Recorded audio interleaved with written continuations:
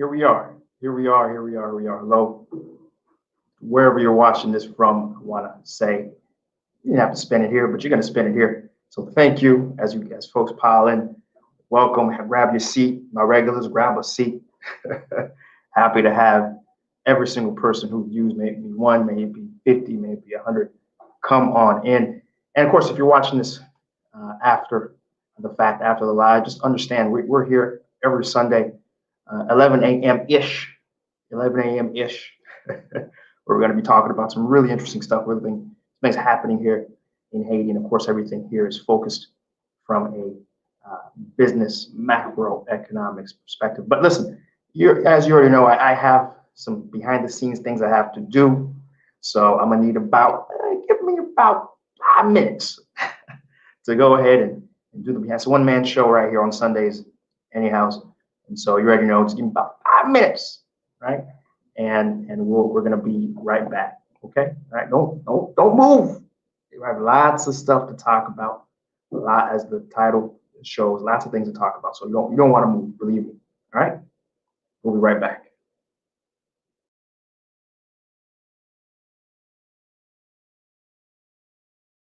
Sunday, right, 11 a.m. You know, Haiti's new show. It's Sundays weekly. This is Seejeanty, Haiti's new show. We talk about news, current events as it relates to macroeconomic condition.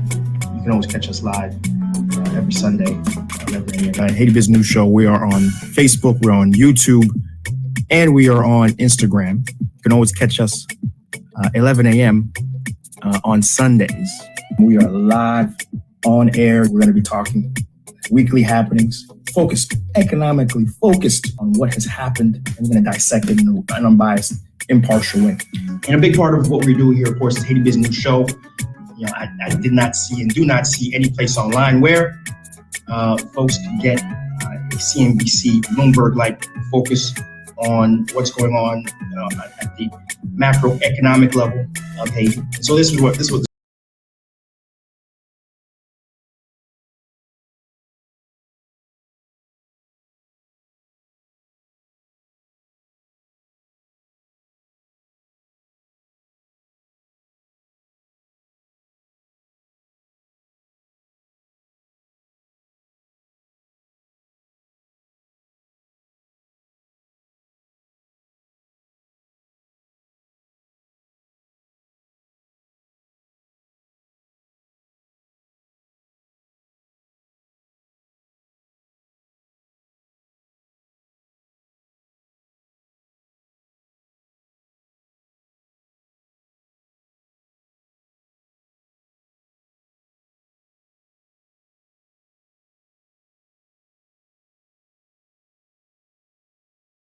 Haiti's News Show, Sunday, 11 a.m. We're here every Sunday, right? 11 a.m. You know, Haiti's News Show. It's Sundays weekly. This is Seejeanty, Haiti's News Show. We talk about news, current events as it relates to macroeconomic condition. You can always catch us live every Sunday, 11 a.m. Haiti's News Show. We are on Facebook, we're on YouTube, and we are on Instagram. You can always catch us 11 a.m.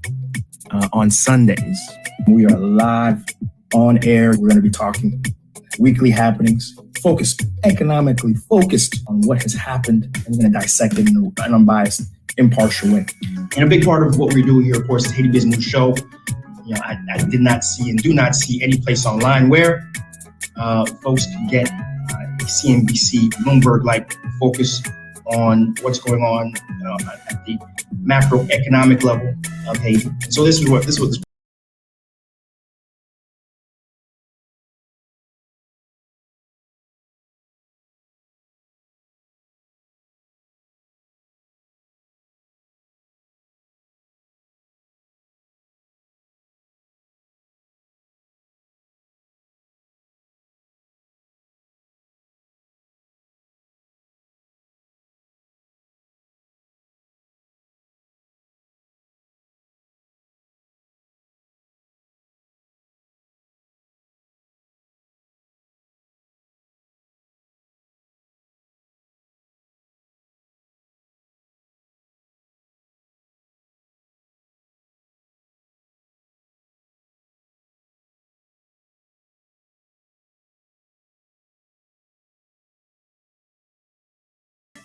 Airways News Show, Sunday, 11 a.m. We're here every Sunday, right? 11 a.m. You know, Airways News Show, it's Sundays weekly. It's Seejeanty, Airways News Show. We talk about news, current events as it relates to macroeconomic condition. You can always catch us live every Sunday, 11 a.m. Right? Airways News Show. We are on Facebook, we're on YouTube, and we are on Instagram. You can always catch us 11 a.m. On Sundays. We are live on air. We're going to be talking weekly happenings, focused, economically focused on what has happened. And we're going to dissect it in an unbiased, impartial way. And a big part of what we do here, of course, is Haiti Business Show. You know, I did not see and do not see any place online where folks can get a CNBC, Bloomberg-like focus on what's going on at the macroeconomic level of Haiti. So this is what this.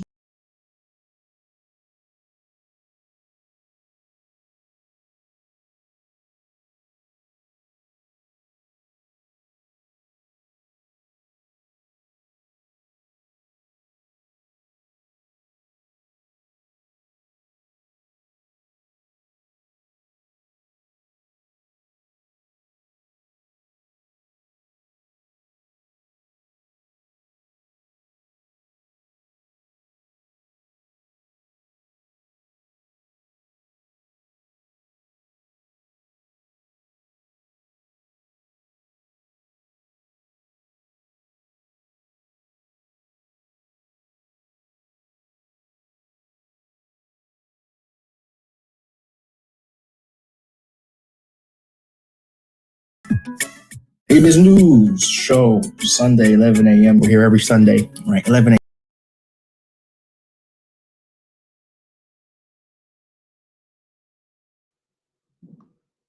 Hello, boom. Behind the scenes stuff is done and over. We're on all three mediums right now. We're on Instagram, we're on Facebook, we're on YouTube. I want to welcome folks to the show. We have lots of stuff to talk about. I want to grab a seat. My regulars, my people, go ahead, drop those comments in. As you know, or as always, we try to read as much as we can on air, depending on how many folks we have, depending on how aggressive the streams are coming in. We recently we've had to cut down to maybe the top 3, maybe the top 5 after a particular news segment to try to read and discuss. But I welcome all folks to drop a comment. At the very least, understand I will be reading them. Whether I agree with them or not, I'll be reading them. So I want you guys to drop those comments here in the chat. And of course, you know, you saw the intro. I don't have to break down what the show's about, right? But I think there's very few places online where these sort of discussions can happen. This sort of focus to happen. Pour Haiti, c'est très important, right? And of course, I do want to add for some new folks who may not be familiar with what we have going on here. C'est pas que m'bagay respect pour créole là, mais c'est que nous bagay l'autre côté dans la communauté à commun qui là-bas qui anglais, c'est le premier langage yo ka vraiment recevoir nouvelle là, gens yo ka comprendre. So c'est la raison que nous fait en anglais. OK? So même nous ka besoin répéter ça pour nous ka venir. Ta le programme là et c'est exactement la raison. C'est une fait en anglais pour mon comprendre. C'est Haïti par rapport que nous sommes le premier pays des Noirs, nous avons les potences du monde. Pour l'autre monde qui comprendre ça qu'a fait. Parce que si nous quittons dans CNN seulement, si nous quittons dans seulement Fox News seulement, et nous mêlés. Let me switch it back. Just telling folks a little disclaimer why we're doing it in English, because you know we have to. You know, it's bigger. It's bigger than just us Haitians, right? It's us Haitians involved, and it's so much more, right? That's why we pick an international language like English, one that's actually useful, unlike French. I mean, somebody mad out there, right? So what we got going on? Let's first and foremost, right? Do not forget we got Seejeanty on location. Right, we have an incredible. I mean, it's putting numbers, guys. I mean, whoa. I mean, it's putting. You know, this video I just dropped buying cars in Haiti. So, yo, listen, it's putting numbers right now. I mean, last time I've seen a video of Seejeanty do numbers like it's doing, my goodness, it's been probably. probably Haitian Hillbilly. Haitian Hillbilly put some very aggressive numbers early on, and still is I think my #1 video right now. I think this video, buying cars in Haiti, is well on its way to be the number one video on Seejeanty right now, aggressively moving on that direction. So listen, guys, I tell you every week to go watch an episode. You want to go watch this episode, right? There's a reason why people are watching this episode. There's a reason why it's #1 right now. You hear me? So go watch the episode, and then probably share it because it's I think it's a very informative episode. I got friends here in Haiti, Haiti déjà, and they didn't know the process involved. And so I want you guys to make it a point and go watch the video, share it, and if you haven't subscribed just yet, shame on you. Hit that red button, hit that notification. We're dropping videos every single week. In fact, we have an episode coming up this week related to deportees. Right? I mean, that's one topic that has gotten a lot of attention recently with COVID, and America's still doing it. And of course, recently a fellow by the name of Sonny Raymond made the headways here, saying he got dropped off, didn't know anyone.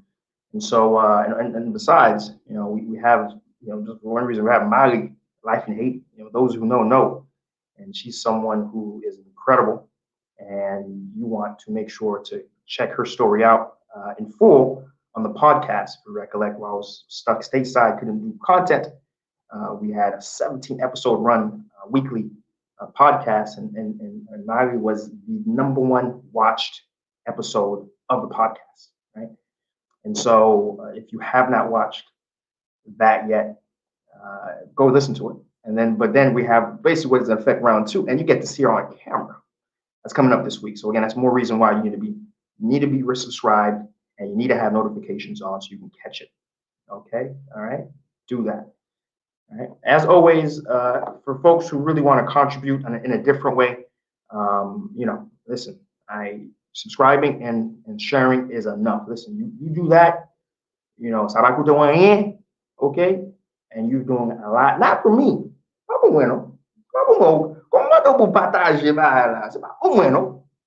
You hear? It's not for me, right? So I see you, and you want a different conversation. You want a different image of your country. Right? I'm not asking you to share what we're doing here for me. No, I'm asking you to do it for IT, right? Because we need these sort of, listen, I share whenever I see anything that's doing very well. If you want to follow me also on my Facebook page, Seejeanty, same name. I share it. Anything that I'm seeing, oh, this is cool. I haven't seen this side of Haiti. I haven't seen any images of this, or this is something I'm learning. I share it, right? Because it's not about necessarily the person, but it's about Haiti itself. Right. So when you do that, you're doing more than enough. But there's folks who want to go even further, right? They get impacted and really want to participate directly. And so I just dropped the ticker, and the ticker you'll see, the Cash App, right? So feel free, no obligation. Feel free if you want to contribute in a different way. $SEEJeanty, one word.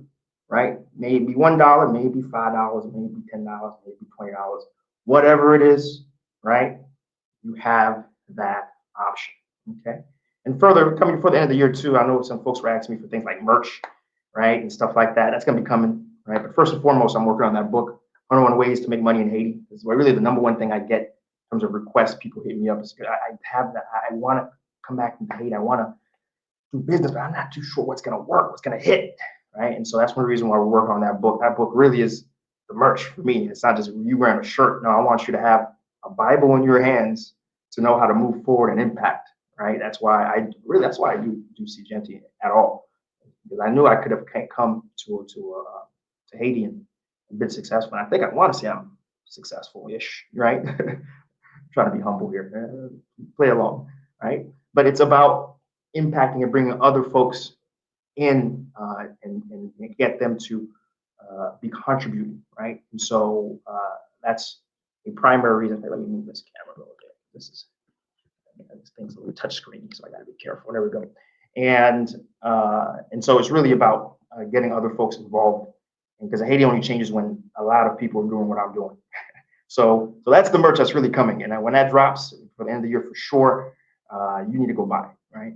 And that's going to be a big way a lot of folks are going to contribute to what's going on here on Seejeanty, right? So look out for it. That's going to happen.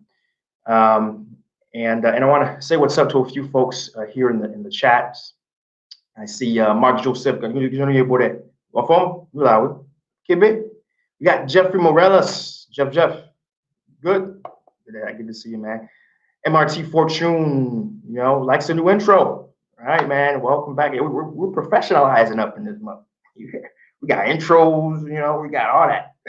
We're professionalizing it. Be careful. Come back. You take another pause. We'll be doing something even else. So you want to make sure you're following. France Camille, what's up, man? Good to see you. Good morning, man. Good morning, bro. BM, what's up? Please, can you make a video about budget hotels?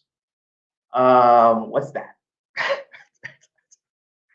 I mean, I laugh because those who come to Haiti, they know what I'm talking about. They're one of the most expensive things in Haiti are hotels. Hotels are like universally $100 to $120 a night.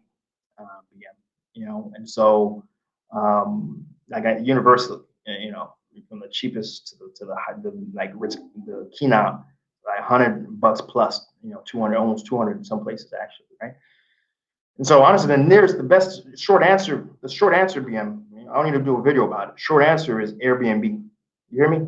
Airbnb, that's your best bet. Airbnb, you can get a spot, $30-40 a night, really nice, comfortable. They usually have people there to help cook breakfast and clean up and all that. And so boom, Deja Mbawuli, Airbnb, that's what you want to do. All right? Okay? All right, BM. Claudia, Francois, man, Nula, okay, you're looking well. And of course, those who are piling into Instagram, I say, well, what's up? Hit me with the waves. I see Finkson's hit me with the wave back. I got Honorelli. Xavier hit me with the wave back. I got C. Corel 10 hit me with the wave back. I got NV245 hit me with the wave back, right? And so hello everyone on IG land. Happy to have you guys. All right. So what are the headlines? What are we talking about today? So we're gonna be updating you on COVID. Gotta do that. COVID's still not until the vaccine's a thing, which I know half of y'all are like, don't trust Bill Gates, but so that's the thing. It's still gonna be active and taking lives. So we gotta take that serious. We're gonna talk about that. Tropical storm Aisha. Am I saying that right? Isaiah. Okay, there we go. Isaiah, tropical storm Isaiah. Isha, where'd I get that from? Goodness. Isaiah, right? We're going to be talking about that. Banking hours updated. Talking about that. Credit unions. There's surprise. There is a such thing as credit unions in Haiti. We're going to be talking about it. Sunrise Airways. There's some updates coming from Sunrise. We're talking about that. Sogener shutdown. Oh, this is their episode. This is your episode. Don't move. Student visas. That's something that's affecting a lot of young Haitians. I'm talking about that. U.S. student visas specifically. Let me talk about that. Right. Association of Industrie de Haiti. We're gonna be talking about that. ADIH. There's some information there. We'll be talking about agriculture. I like talking about agriculture. That's the future of Haiti. That's where Haiti needs to go. There's some information there as well, right? So, information packed, lots to talk about. Okay, so don't change that dial. You hear me? Let's go to them. Good stuff. All right. Okay. Boom. Now, Claude's saying something about a drum. I don't know drum, man. Right. So COVID, this first news story, let's go ahead and break that down. Let's break into it. COVID. Yeah? So where are we? We're at 26, this is the official numbers now, 26,057 active cases, okay, of COVID-19 in the country. What does that mean though, really? Last week we had 200 more. So, this week we're less, negative 200. Okay, so it went down. It went down. Okay, so that's good news. That's good news. The death count, 161, right? And that's up 5 from last week. Last week, though, it was up 10, right? So the rate of death is decreasing, right? Rate of death is decreasing, right? We have a, Claudia, what, you have a drone? What you talking about? What drone do you hear? You hearing like a buzzing sound, or is you talking about drones? Talk to me. I'm about y'all sound quality here. Y'all hearing something? Y'all let me know so I can make some adjustments. Right? I think I may know what it is too, but y'all let me know. And so let's compare that. Let's compare that to Dominican Republic, right? That's because yes, we're sure the island. It's really important. DR has seen an increase of 32,000 active cases, right? Not an increase. I mean, that's what they're currently at. They're at currently 32,000 active cases. That's an increase of about 2,000 from last week, right? 2,000 from last week, right? And the death count is at 1160, and that's up from 124, right? And so things are still pretty aggressive out in Dominican Republic. And of course, the difference is they actually have hospitals, infrastructure, policy, money behind treating, right? Otherwise, it would probably be a lot worse for the Dominican Republic. Goodness, and thank goodness for us. We have not seen similar numbers, right? Thankfully, in Haiti, I'm telling you, I predicted, and I'm glad. I'm happy to be wrong. I'm one of those weather forecasters. I come on when I'm wrong about it raining. I say I admit it, right? And I really foresaw, and I think everyone who knows Haiti foresaw some very crucial negative potentiality, right? And the fact that thus far we're seeing a decline. I can tell you too, being in the country, so you saw the first episode of me being back Haiti in COVID. I went around, and for the most part, you'll see that most folks had masks on their face, right? For the most part, folks had masks on their face, right? And so and to this day, in fact, there's a lot of places you go, they won't even service you, right? They won't service you. In fact, just yesterday, I went to go buy a burger, and I, was absent-minded, I left it in my pocket, locked in, and right away the security guard was like, "Yo, here's your mask." Boom, have pop it on. Right? And so I say this to say, discipline-wise, a lot of businesses are, sticking to it, and thus people are sticking to it as well, right? So that certainly has been an important part to why we're seeing negative declines, and it's continuing even though things are getting better, right? And it needs to continue. We know this. It needs to continue, right? So waterfall of Jérémy. Trust me, I want to go back to Jérémy. I've been to Jérémy. And I tell you, Jérémy is a beautiful town. Can't wait to get back there at some point. And certainly, I'm not particular the waterfall you're talking about, but Jérémy as a whole needs to be highlighted. That's certainly on the to-do list, believe me, right? JD asks, are they building a new power grid in Haiti? We talked about it last week, man. Where were you? We talked about it last week, brother. Just JD, do me a favor. Go back to last week's live. We talked about it in length. Okay, so check that out. Right? I'm not talking about it this week because there's not any news. There's no updates. No updates worth talking about anyways. Right? But I talked about it in length last week. So JD, go check out last week's episode. Okay. Well, bye. All right. So next news story, of course. I mean, literally, this happens very quickly. Tropical storm Isaias. Right. Very quickly.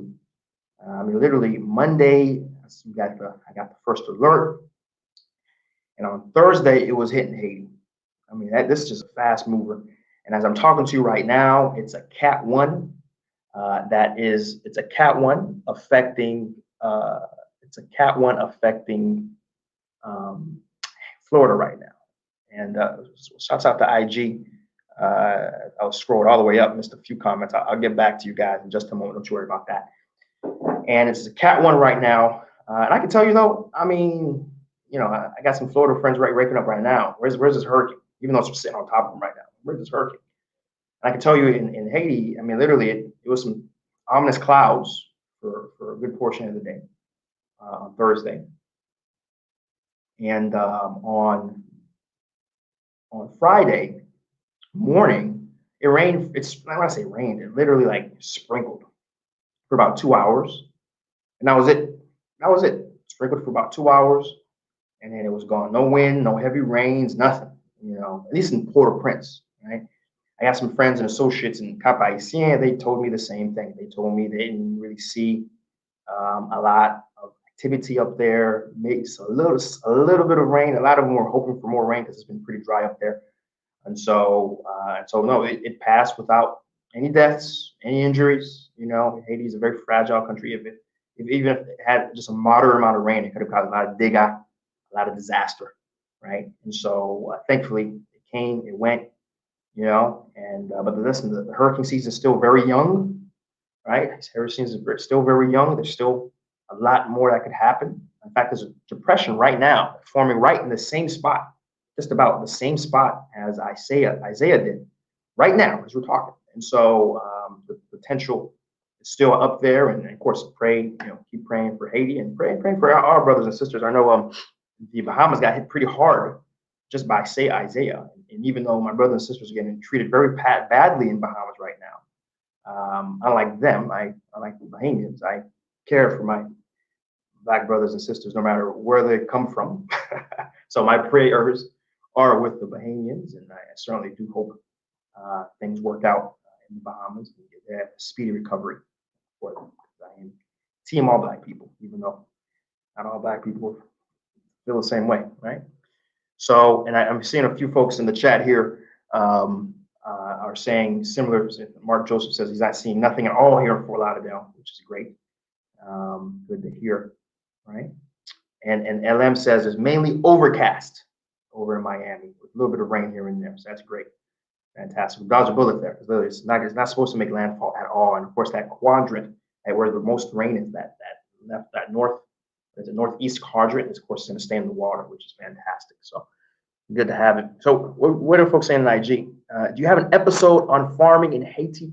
Yes, we do. Actually, one of my more popular videos when we went to Montcel, and we actually had a very long conversation with Monsieur Boudouin and Philippe Boudouin, actually. And we just walked around. He has a eco farm. Well, it's an eco lodge, really. But he has a very large indoor farming operation. And so we walked around in Creole too. And so and we just walked around and we just talked about the potentiality of Haiti when it comes to agriculture. Honestly, one of my favorite episodes, truly. So there's that episode. So go to Seejeanty, you'll see it. There's another great episode too. We went to Regine Miabel, Regine's Theodat's farm, and walked around there and was able to scope that out, and that was great. Right? So check that episode out. Then we had another episode too. One of my very first episodes. We went to Grand Fond out in Miagwan, and we just kind of hung out on a private farm basically for about 2 days, and we recorded that. And so check that out, right? So when it comes to farms and episodes, yes, we have them. And parce que modem, c'est parce que ou ba aller sur chaîne non. So d'aller sur chaîne ba modem parce que ta web. Check it. But anyways, it's there. Thanks for asking. Now you know. We got Tandela hitting with the wave. What's up? Good to see you. Mighty Rick, what's up? Good to see you. So please make a video about the diaspora having land stolen in Haiti. Please make a video. Okay. All right. So that's interesting. Land, unfortunately, the fact, the reality matter is land is one of the most wild west aspects of Haiti. It's very unfortunate. That's why whenever I hear somebody say, "Oh man, Seejeanty, help me! I'm looking to buy some land in the country," it's a combination of laughter and a combination of pity, right? Because this person really doesn't understand what he's getting themselves into, right? Land is one of the most dangerous things you can do in this country. One of the things that are most wrought with corruption and fraud and uncertainty, right? And I really don't, eventually, if you're, you're going to be in Haiti, you're going to want to own a piece of land. But I'm not going to help you because I don't want to be blamed when things go south. I'm sorry. And things often go south. A lot of times when you hear about a diaspora losing their investment or losing something's burning, right? Something's burning, or some piece of hotel is burning or something. And then you actually ask questions, just don't jump on the bandwagon of talking Haiti badly. You'll find out that what's really going on is it's a land dispute, right? It's someone who thought he had the land and someone else, 5 years ago who bought the same piece of land, and now they're beefing, and the beef got to the degree where something is being burned, right? Which on a level it can make sense. Imagine if you thought you brought some land and some other dude about a year later starts building on it. You're like, oh, I'm gonna burn that down. What are you talking about? And so the short of it is, here's the reality of Haiti. Anyone can reach out to anyone in the country, and if you have enough money, you can get any land. There isn't a registrar. There isn't necessarily a single registrar that records deeds, right? It's literally any notar, in conclusion, un complot avec a land surveyor, DGE, can draft phony paperwork and say a piece of land is theirs, right? And honestly, there's strategies, of course, to protect yourself. And honestly, the best strategy is paying your taxes on your land, right? A lot of people, when you hear their land's been stolen, you should ask them. It's the first thing you should ask them is, well, did you pay taxes on your land? Because if you have a track record of paying taxes on your land, that is the nearest bulletproof way to ensuring that your land won't be taken. Okay, that track record is very important for the DGE and for defending yourself, right? But the reality is 90% of all land, homeowners do not pay taxes on. They choose not to pay taxes on. And that's where they get in trouble, right? Because understand the Constitution of Haiti is very clear. You don't really own land in Haiti, right? In the sense that the government at any point in time can come and use eminent domain and take your land. Now, of course, when that happens, they will simply pay you market rate, right? Of course, the market rate is fully dependent on as well what you bought it for, right? A lot of people would like to undersell what they bought it for to pay less taxes, at the point of sale, right? Which at the end screws them when the government comes back and says, we want your land. There's nothing you can do about it, by the way. When the government says they want your land, your land's gonna be taken. Period, right? That's a constitutional right. A lot of people don't understand that aspect. They just think, well, you're taking my land. It doesn't work like that. Read the Constitution. And so that's really what it boils down to. I think whenever, the best advice I can ever give someone, first and foremost, if you're gonna buy land, make sure you're in the country, you have a real physical presence here, and you get to know the person you're buying it from. Not just know them, know their family, know who they are, ask people around that neighborhood, do they know and understand who that land is, right? Take it very slow, very cautiously when you're buying land. And number two, when you buy that land, don't be the landowners that don't pay taxes, because that's going to come and bite you in the butt, right? And yeah, that's the best I can tell you. There's nothing else I can advise. And anything you may hear about land, it's just extremely complicated, right? I was just talking to someone very recently about Wilson Jerzy, and the fact that he has a very bad reputation of land taking. And it's difficult. It's a difficult conversation to have, because if you've ever been to Delma, you'll understand and see that Delma is one of those places that has an incredible amount of development, right? It's one of the few communes that you see, if you take 5 years, you don't come in, or these particular 5 years from when Wilson Jerzy took over to today, you see that streets are clean. There's parks. That's something that's rare in Haiti. Actually, parks and recreational spaces for people, adults, children. That's rare. And you see roads are being built, roads are being done. The vast majority of roads now in Delamont was done under Wilson J.Z., right? But folks don't understand that to get that place, a lot of land was requisitioned. There we go. It's tough. By his office to make that happen. Whenever there was an empty piece of land that was just a blight, trash was just compiling, the owner wasn't doing anything, he would requisition it, right? And in particular, there's a nasty history of people just squatting and taking government land, like land that really had no owner, and people just moving on it, right? And then when he starts developing on it, people say, "Wait a minute, you're staking my land." But two things. First off, you don't have paperwork, right? And second off, even if you did have paperwork, you didn't pay taxes. And worse, really for you, is that you have 10 other people saying they have paid the same paperwork you have, and they also haven't paid taxes, right? And so, still out in Haiti, terrain, c'est un bagage qui est beaucoup compliqué. Comme dit, okay, by dossier terre. Okay, you don't enter dossier lightly. Okay, all right. Two things you got to be very careful when you're in this country: politics and debt. Okay, two things that will get you in a lot of trouble physically: politics and land. Okay, all right. So that's as much. I spent too much time on this topic already, right? But honestly, you want to show Seejeanty your naivety about Haiti?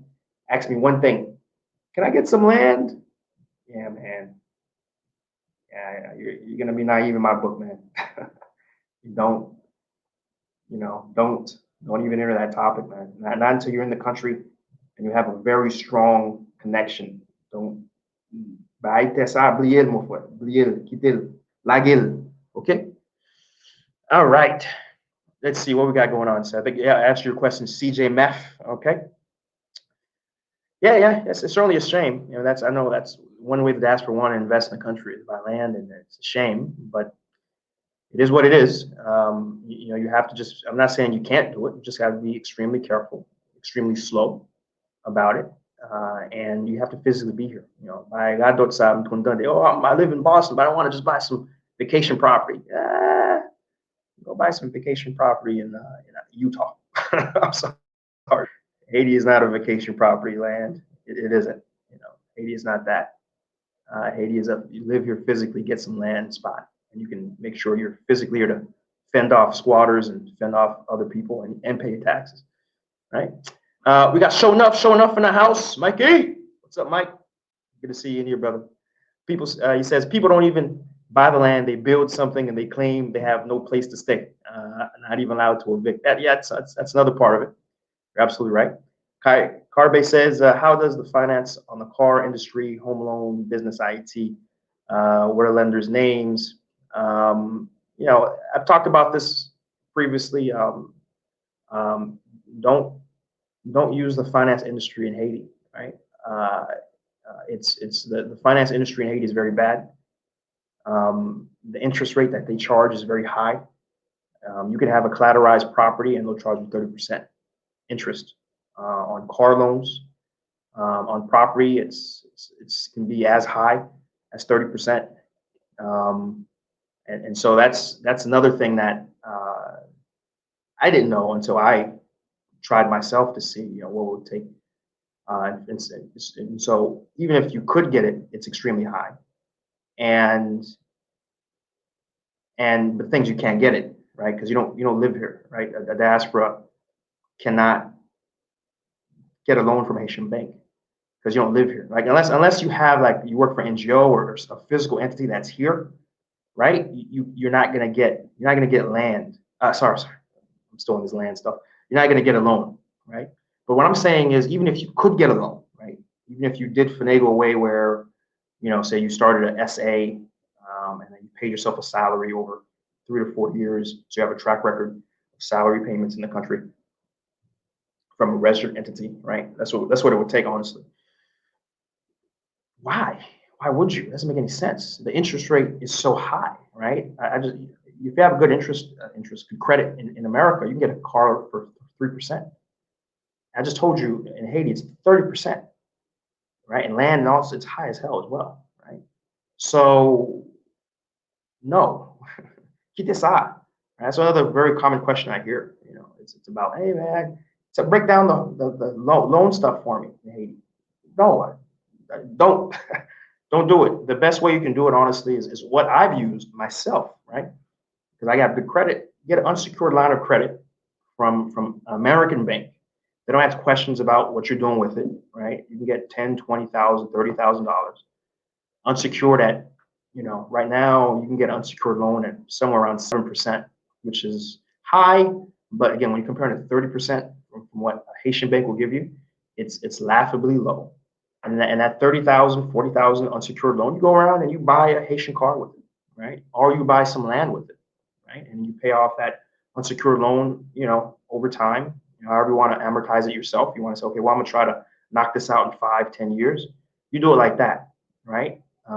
That is the way I advise you to get money and lend, right? Is to do it that way, right? But again, Haitian banks are not here to help the middle class. Haitian banks in Haiti are not here to help the Maliri, right? The Haitian banks are here to serve only one people and one people only, and that's the elite and the bourgeois in the society. And again, I'm not saying it. A lot of folks will say it with a certain degree of disdain. I'm just telling you what it is. The Haitian banks are not here to help the diaspora. The Haitian banks are not here to help the economy. Haitian banks exist for one reason and one reason only, and that is to support the very small, 5% or 3% of folks of means and capacity in the country, period, right? Because if they were here for anything else, they wouldn't be charging 30% interest, right? Okay. But yeah, thanks for that question, Kai. No problem. Thanks for asking that, right? I already answered that question, Kaibe, about the mayor of Denmark. I already answered it. And if you follow me on my page, you would know as well my opinion on that. So please go ahead and follow me on my page. Scroll down a little bit. You'll see my opinion on Wilson Jitsi. All right, cool. Got it. Great. Let's move on. So banking hours resume normal hours of operation, right? Banking hours resume normal hours of operation in the country Monday through Saturday, 8 to 4 p.m. They're back, regular hours, and it's been a massive inconvenience for me and a lot of people for the past since being back. Banks were only open till 2 p.m., number one. And then on Saturdays, when they usually close at 1, they were closing, or 2, in fact, they were closing at 2 on Saturdays. They were closing at 1. And so, and what's worse is, they're saying that they're trying to do it to keep social distancing. But if you ever drive by a bank, so they can't cluster inside, right? But they'll cluster outside, right? Which is as bad or worse, right? To me, you should leave the regular operation hours in place and allow folks to not have to, cluster at a specific set of time. Right, which is very, very difficult, and for me, much more dangerous, if you ask me. But starting the 1st of August, in fact, starting yesterday, banks are going to be resuming regular business hours again, which is fantastic, right? Very happy about that. That's important news to share, right? Credit unions, that's something we got to talk about. It's very interesting. A lot of folks may not know. Since we're just talking about finance, thanks for that question again. Car B, right? About the banking system being a total thing that doesn't help people, the majority. Credit unions, on the other hand, credit unions do help. Credit unions help tremendously, actually. First off, a lot of people don't know that credit unions are even a thing, so they are, number one. Right? But also understand. Let's take a step further. Right? Let's not even go there. First off, let's understand what is a credit union.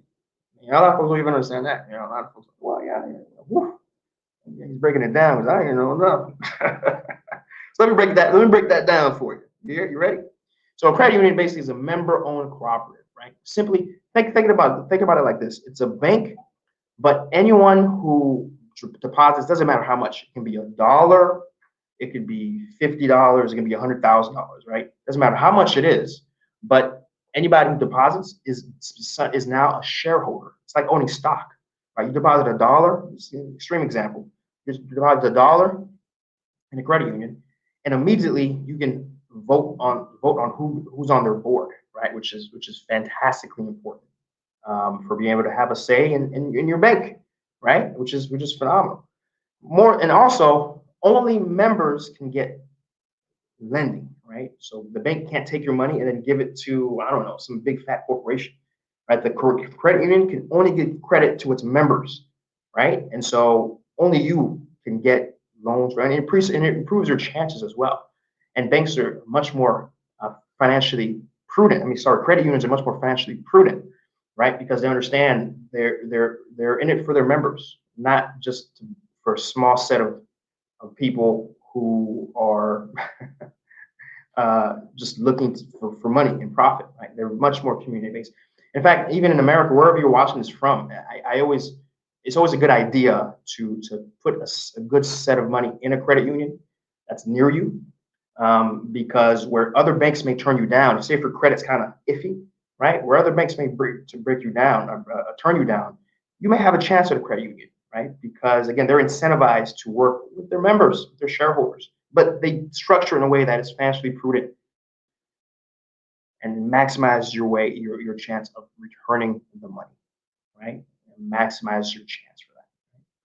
And so that's what a credit union is, right? So let's talk about that. We had some rankings come out from BIH, the Central Bank of Haiti, Central Bank of Haiti, and some of the bigger credit unions. Very interesting numbers here. The number one credit union in the country is La Vie Coopérative, Avis Coopérative Société. The short name is Soko Lavim, right?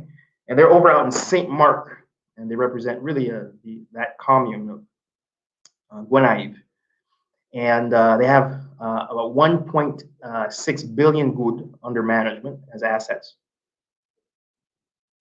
To put that in context, though, that's about 13 million USD, right?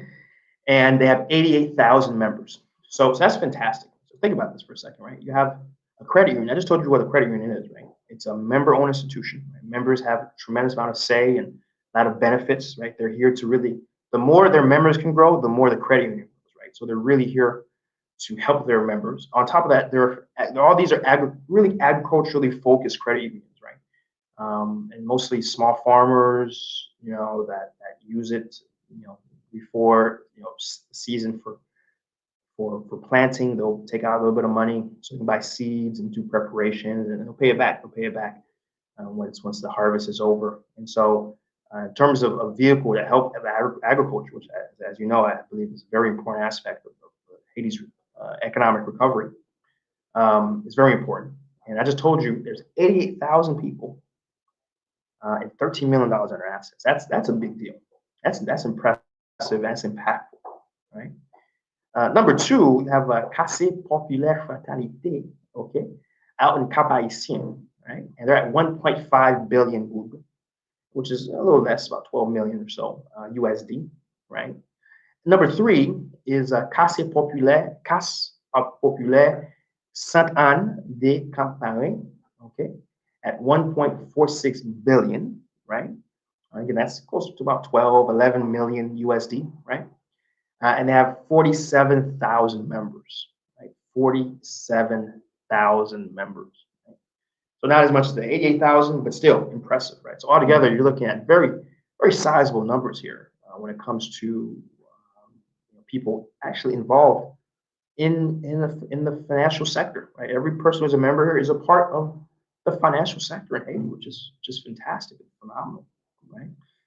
And other things of note to note here is you got Côte Lam, and there's only one in the Western Department, which is the Coopérative Tête Ensemble pour la Vie Mieux, and it's the only one in the West Department. West Department really is lacking there, but when you look at the top 10, the ones that repeat the most, Atibonite, and the southeast of Haiti, within the top 10, right? And so that's just the top 10, right? There's quite a few credit unions all overall in the country, and they make up a sizable foundation of the financial sector, and the financial sector that isn't just for the few small elite.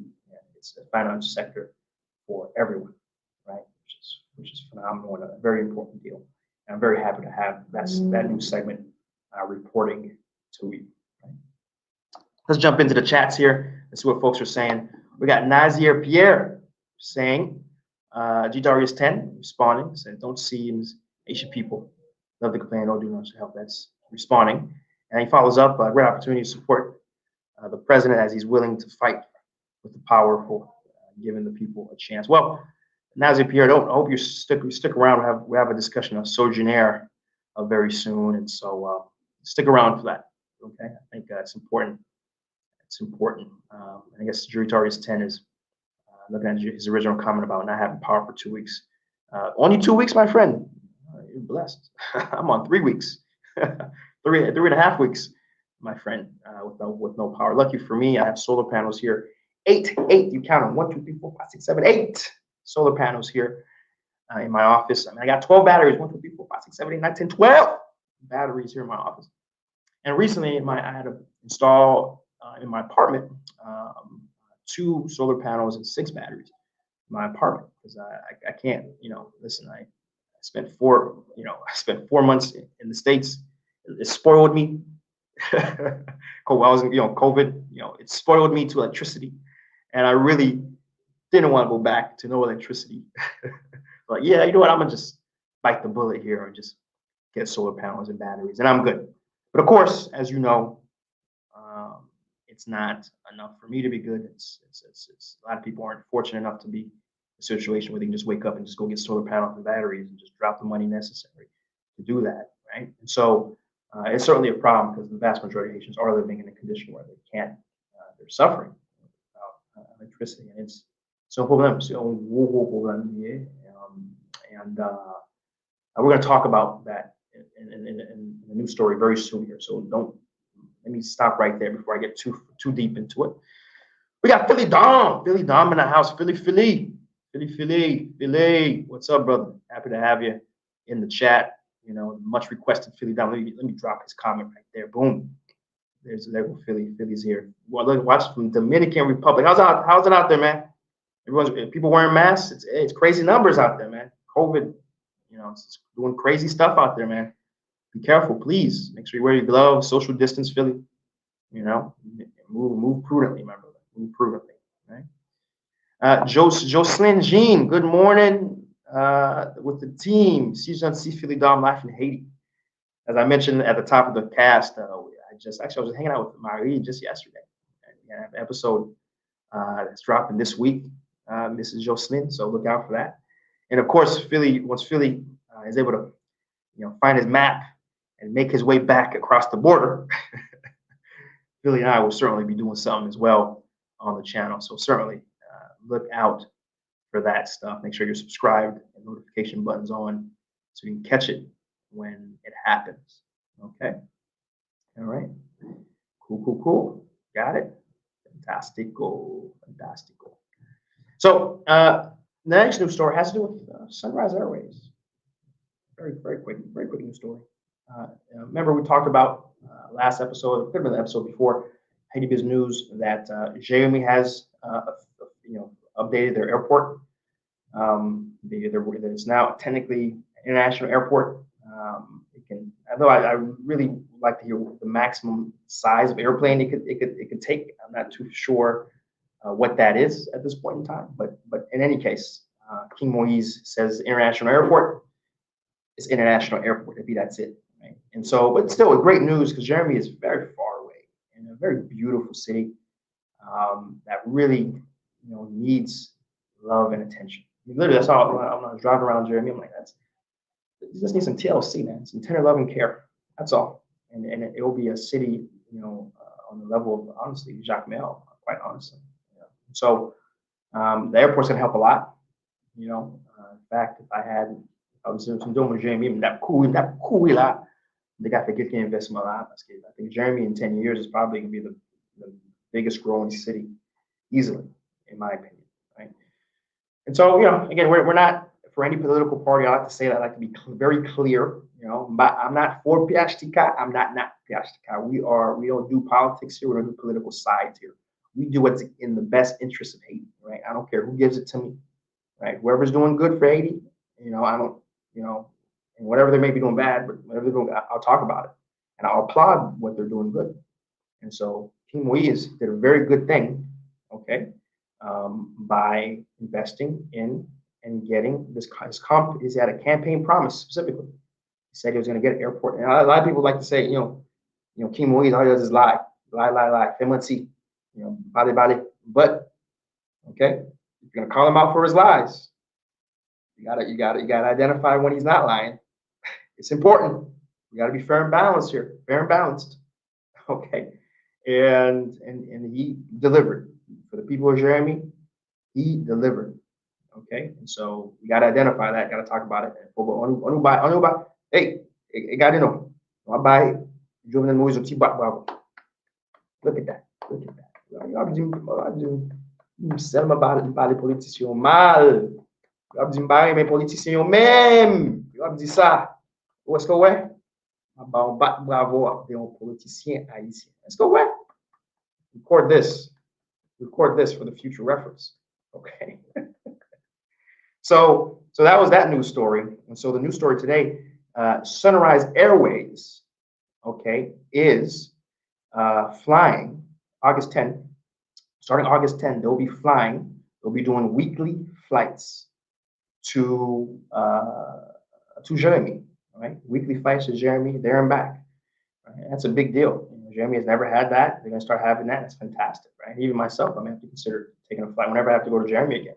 Because that road was, I mean, it's a beautiful, you know, trip, and the roads are a lot better than people tell me. It used to be really bad. It was pretty good. Like for 95% of it, it was completely paved.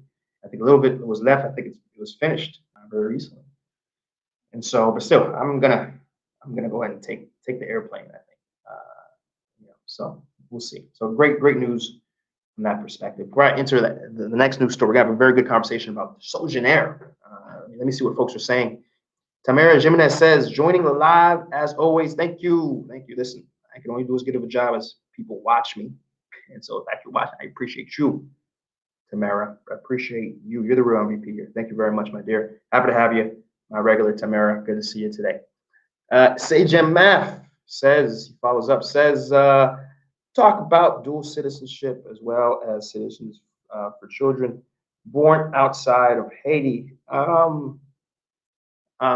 So the short of it is, you know, a law was passed in 2011 that basically didn't totally strip you of citizenship if you have held a different passport. And what about it? A lot of people want to talk Martelly bad. You know, he did bad. Don't get me wrong. Petro Caribe happened under him, right?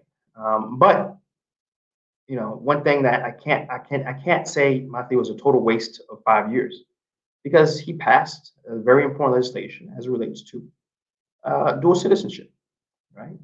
Okay. And one reason why I'm able to function in the country, honestly, is because of that. Because I was born in the country, left, became a citizen of America, but I was able to come back, and the process was very straightforward because I was born in the country. I just showed my Haitian birth certificate, and I got all my paperwork, boom, just like that, very easy. But that said, if you're not born in the country, if you have Haitian parents, legally you have all the rights and privileges, but the execution is the problem, because Parliament was supposed to follow up with a bill that made it very clear and had a very easy, you know, smooth process for folks of Haitian descent who were born elsewhere to claim their Haitian citizenship. Right? They were supposed to do that, but if you watch the show long enough, you know Parliament they don't do their job. They don't function. Right? They pass five bills in 5 years. Right? So they pass a bill a year. And the two they passed, one had to do with Kampa being a national right, and the other was the United States demanding that they pass an anti-money laundering / electronic signature bill, because Haiti was, for a long time, electronic signatures weren't a thing. And so, and even that, you know, they had a hard deadline, and they passed the deadline. And for about a week, Haiti was outside the banking system of the world. That was the ultimatum the United States set. The United States said, hey, we need you to do this. And if you don't do this, we are going to basically embargo you. We're going to do a financial embargo, and you're not going to be allowed to be in the international banking system, because the United States is the international banking system. And if the United States says you're not banking with the United States, then you're out of the United States, the international banking system, because the United States also demands any other country that does banking with them, it has to with countries and banks that they accept to be a part of. You follow me? And so for about a week, we were out because the parliament refused to do its job, which is evaluate bills and pass laws that will better the country. They only know what they know, and you know what that is, right? And that's it, right? And so, as it stands right now, if you're born outside of America or of Haiti, okay, there isn't a legal way for you to get your paperwork, even though you have a constitutional right. Okay, that's it. There's nothing more I can tell you. There's no process. I mean, if you're born here, great. Show me your Haitian birth certificate.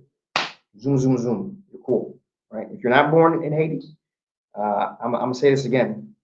There is no legal pause. Look at the camera. Let's see if you have common sense when I pause like that. What I'm telling you. Look at IG. Look at you. There is no legal pause. Stop right there. Look at you. So you got common sense. Maybe you do. I'll continue the sentence. There is no legal way to get paperwork. Okay? All right, let's move on. Let's move on. So the next news story has to do with Sogener, right? Next news story has to do with Sogener. Okay, Sogener shutting down, right? So what happened this week? Police went to the office of Sogener. By the way, what is Sogener? Sogener is originally they were basically a generator company. They're a generator company, right? They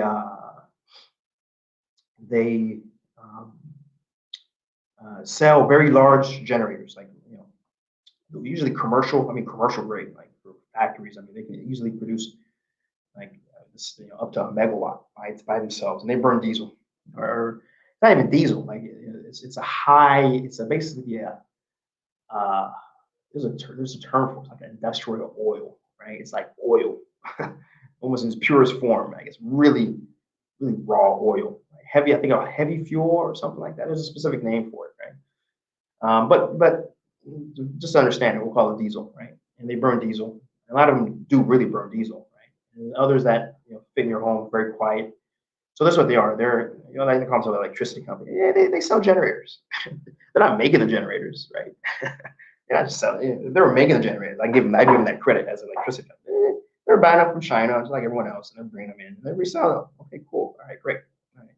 So that's what Sogener is. Okay, they're an importer of generators, and they sell them. Okay, and so for a long time, in addition to selling to businesses and to residents, they were also selling and administrating some of the plants of Haiti. Right, Verox is a big one.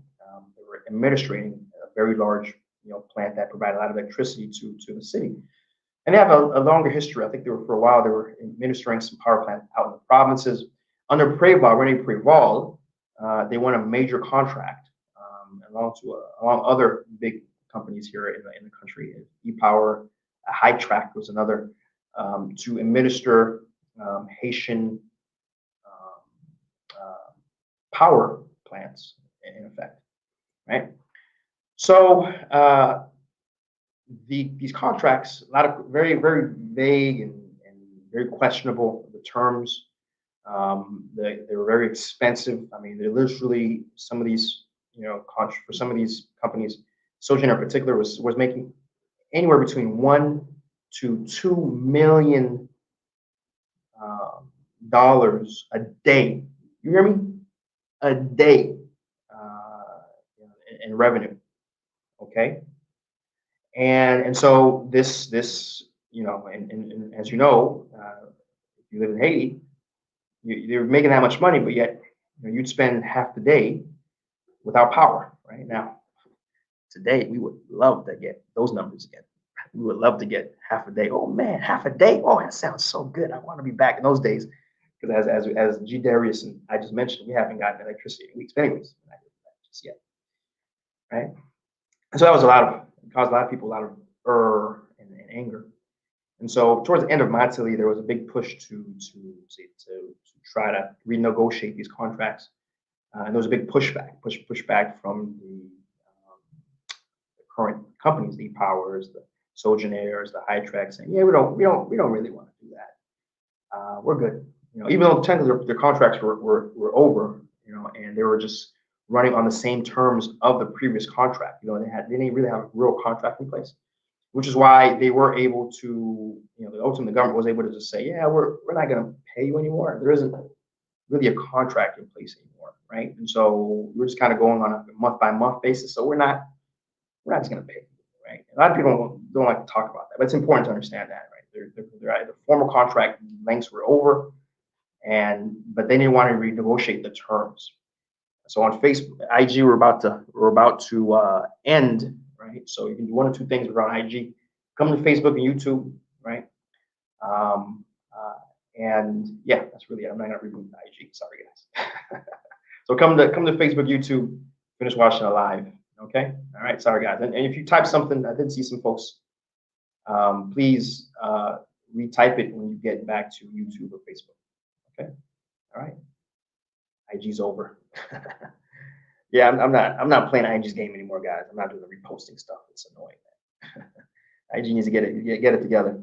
Well, what IG's doing, this whole 1 hour cap for lives, tripping. IG's tripping. IG needs to get it together. Join the rest of civilized social media and unlimited, unlimited lives. Anyways, enough of IG.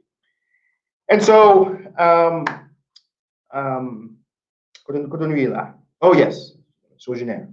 Okay, so that's really the backstory, and so the government under King Moise took back the contract. Of course, oh my goodness, I mean, pay lock. One of the reasons why pay lock happened was exactly because of the pushback that the very interested parties, right? And there was many interested parties that wanted to keep the current status quo in place, right? And so many, right? And he weathered it, he survived it, right? Now, that's where we are right now. So this week, let's be clear. So what happened this week? This week, Sogener, the police with the judge, juge de paix, as they say, came, right? And seized, right? Seized Sogener's head office. And then they went to the owners, some of the key, board owners of Sogener. One includes Jean Vorbe, okay? Dimitri Vorbe's dad. Dimitri Vorbe is out the country right now, in exile, in effect. Dimitri Vorbe's father, which I think is Jean-Marie Vorbe. Somebody please correct me if I'm wrong. And then René Préval's wife. So you can ask yourself, why is a former president's wife, right, and technically wasn't former at the time the contract was signed, right? Why is a presidential wife, sitting on the executive board of an energy company? Like, imagine if, okay, President Obama, his wife, help me out here, his wife, Michelle Obama, was, one of the biggest contracts ever for America, and FP&L, those who live in Florida, I'm talking about. Michelle Obama was just suddenly sit on the executive board. That's suspicious. My friends, up in New York, I think it was ComEd. Is that your power plant? ComEd, right? Something, right? Man, imagine if Trump big contract signed, and now Melanie Trump is sitting on the executive board of ComEd. You're like, wait a minute. What is the wife of a president sitting on a major private entity making $1 million revenue a day? What's going on? Right. So the moment you ask that question, it's clear. Be clear. Something fishy is going on. And I don't know nothing else. I don't know nothing else, but something fishy is going on. Right. And usually in Haiti, there's specific laws and regulations in place when it comes to police officers, government officials. I mean, listen, I always say this. People always don't understand. Haiti has all the rules and regulations for it to be a modern, well-functioning country. It's that individuals do things counter to the rules and regulations, and there's no recourse. There is no one who's going to jail. There is no one that gets even shamed about it. Like when it comes out in the open that the former president's wife is sitting on the executive board of one of the major private electricity providers, and they got the contract while the husband was in office. In any other country, that's a scandal. In any other country, that would be enough for the woman to resign, apologize, at the very least, right? Before the FBI and blah blah blah, this state attorney such and such comes in and says, wait a minute, let me review all that, and someone's going to jail, because that doesn't make any sense. In any other country, this is what happens. In Haiti,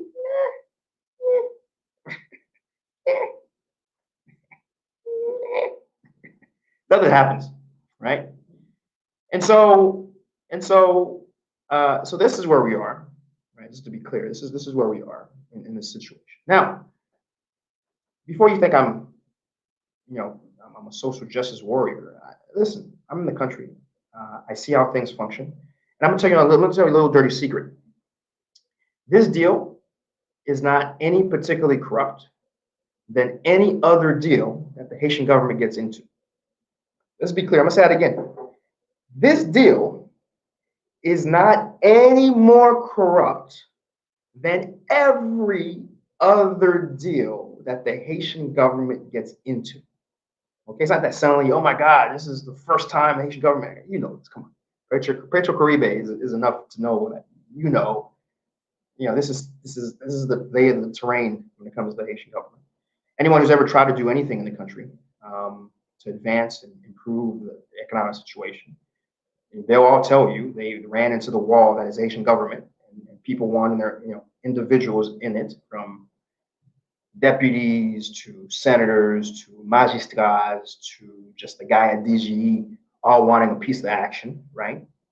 And they not wanting to go to jail, because understand, U.S. and Canada and all these different places, you will go to jail if you participate in corruption. Understand that. A lot of people don't understand that. If you would give $1 in corruption, $1, you can go to jail. So just understand that, right? So and the deals get axed, deals get stopped, right? So I'm just not just me talking out my butt, but just ask anybody who's ever tried to do a major project in Haiti. When I say major project, that needs government sign off, right? Like interior or some sort of sign off from a major entity, right? Where the prime minister even potentially has to come in and say, in review, good luck with that, right? So that deal, which was a major deal, obviously, right? You have a private company taking over a government plant, administering it, right? Wasn't any more corrupt. I'm gonna say it again. It's not more corrupt than anything the government has ever done. But there is a desire for this to be made an example of, which is very, very questionable, very interesting, I don't know how you want to analyze it, but that's how you can analyze it, right? They're choosing to go after these group of elites, these group of people, right? And listen, what it is, it's strictly a power play, right? It's politics to the nth degree, right? And it's, I think, it's very concerning from a private. We just had a fellow who was just asking about land, right, and how it's a deterrent to investment, right? The fact that your land, there's no real, it's very hairy, it's very problematic land is, right? Now, isn't it problematic for a government to come in and just shut down a private company and just very unilaterally, is that it? Unilaterally? I'm saying it wrong, whatever. Leave me alone with my accent, right? Just to shut down and seize assets of, private owners and corporate executives. That is in any other country, that smells like communism. At the very least, that smells like an abuse of power, right? When a government's coming in and literally put locks on the gate, told every employee of Sogener, get out of here, go home. This place is shut down. And then they went to the house of Mr. Bohr. They went to the house of Rene Preval's wife and said, you don't live here anymore. What? Yeah, you guys don't live here anymore. We're taking this. This is us. This is for us now. What? Wait a minute. Hold on. I know my American audience can understand this. You're doing what to my private property? You're coming to my home and you're saying what? Now, the government's saying there's money laundering, these assets were purchased with money, laundered with money, it's wrong. I find it very interesting that the international community right now is very quiet. I find it very interesting that America is very quiet. When of course, America is all about capitalism, and if you talk, you want to get on America's bad side, you just start talking some pro-laterate, freedom to the people, land redistribution of wealth. You start talking about that in a poor country, particularly. Oh, forget about it. You may not even do 6 months of your term. You out of here. You hear me? You're gonna have so much CIA and FBI and CIA is really the State Department. You have so much dizzle happening, left and right. Good luck making 6 months. Okay, if you don't believe me, ask Isaias. All right. This is very interesting that we have a situation right now in the country where private companies are being shut down. Private property is being taken from the government, obviously politically based. Right? It's one thing to take land the way we were talking about before, but in this way, international community is quiet. The United States in particular, quiet. Nothing, silence. Just watch it. Now, understand, it's very important, understand, right, that IDB has gone on record many times, right? I don't recollect specifically if any U.S.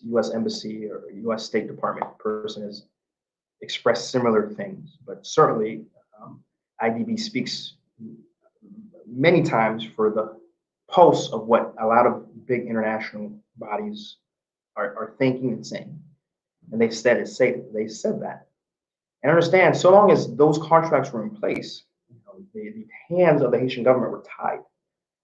They could not really enter into new contracts. And one big industry, energy. Hello, guys. Why is America in Iraq?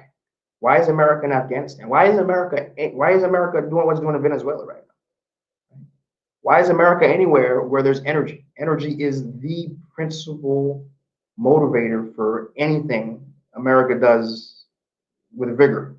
Of course, democracy.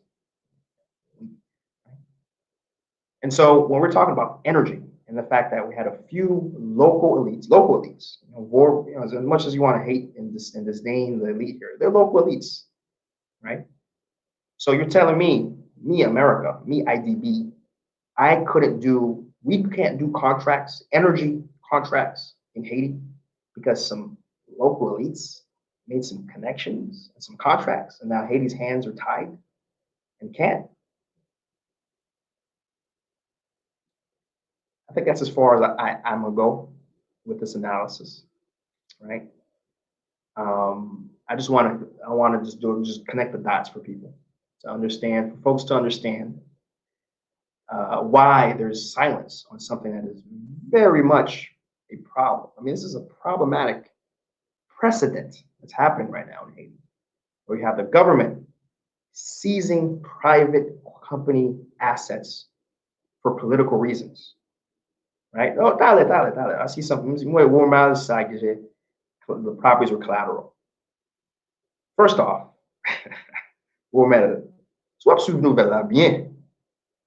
Swap suiv nouvel la bien. Se ba, wap tande moun ap djou nouvel la. Wap suiv li bien, partner. The collateral that was provided actually was the same assets that the government owned. I'm saying that again. The collateral that Sogener and E-Power and all these guys gave as collateral, okay, was the very generators and the very assets that the government gave them to minister. Come on. So my point is when asset like it was their home, right? Just because they perhaps listed it as an asset that they have. The actual assets for this contract was the very generators and the very power plant that they were administrating. It's like, for you to understand with this, it's like you come to me and I borrow your car, right? And then I turn around and say, you know what, can I borrow $10,000? And you go, well, what can you have to offer me for collateral for this? Well, I have a car. And I go, yeah, sure. And I literally give you your keys back. And so the collateral is literally your car. Does that make any sense? It's because that's sus. Romel, fais une petite recherche. Je vais voir sur une nouvelle, mon frère, mais fais une petite recherche. Vous jouez toute nouvelle là, net. Allez loin avec nouvelle là. Et retournez pour 10 000 jouer. C'est ça, lié, mon frère. Je vais même rentrer dans les détails, non? C'est là que j'étais avec l'autre nègre, l'autre nous, puis on va américain, on va finir comprendre tout le système haïtien. C'est là que j'étais avec eux. Mais on met avec un nom comme ça, là, c'est un nom clairement haïtien. Vous allez vraiment loin. Vous cherchez la net. Après ça, retournez. On va finir comprendre Haïti. Okay? All right, I'm back, guys. I'm sorry. I had a little sidebar conversation with Romel here. Excuse me. Okay. All right. So that's as far as I want to go with the Sogener. The short of it is, here's the cliff notes. It was a very corrupt deal. What's happening right now, honestly, should be happening. I'll be honest. Okay. So that's great. It's happening. But understand it's not happening because the Haitian government is suddenly a least corrupt, justice-seeking entity now. It's simply politics and the biggest money market right now for the Haitian government to get new places to make new money on the side is the energy sector, right? And so that's what's going on. I'm sorry. I think someone was like, so yeah, I support Joe Bernal because he's fighting those elites. Yeah, it's bigger than that. And it's not as just as a rationality as you may think. Okay. All right, I spent a lot of time on there. And so I think I'll move on, but let me see what the chats are saying real quick. Let's see what folks are saying real quick. Scroll all the way up here. Bounce Bougie 11. What's up, man? What's up, man? Good to have you in the chat. Edwin Williams, toujours avec Williams, toujours avec Cat. Good to have you, Edwin, man. Good to have you. Kaibe joined us on Facebook. Happy to you left the IG. Good to have you, man. I think you typed something, Carby. You typed something, man. Make sure retype that. Let me know what you wrote. Romel Saget says, "Oh, from Mary's show, awesome. Happy. You look for, as I mentioned, Mary we just filmed something yesterday. We're gonna have a really good episode, coming up. Okay, so make sure you're subscribed, Romel, so you can check out, this episode coming. By the way, we did this really good podcast with Mary. It's an hour-and-a-half conversation. Oh my goodness! I mean, I literally, first off, it's our most watched podcast, number one, and number two, I haven't met anyone who's listened to the podcast episode with Marie St. Louis, Life in Haiti. Honestly, some of them half tear up, The other half goes, wow, this is an incredible woman. Okay. And so she probably talked about it on her channel, her story, but dude, please go to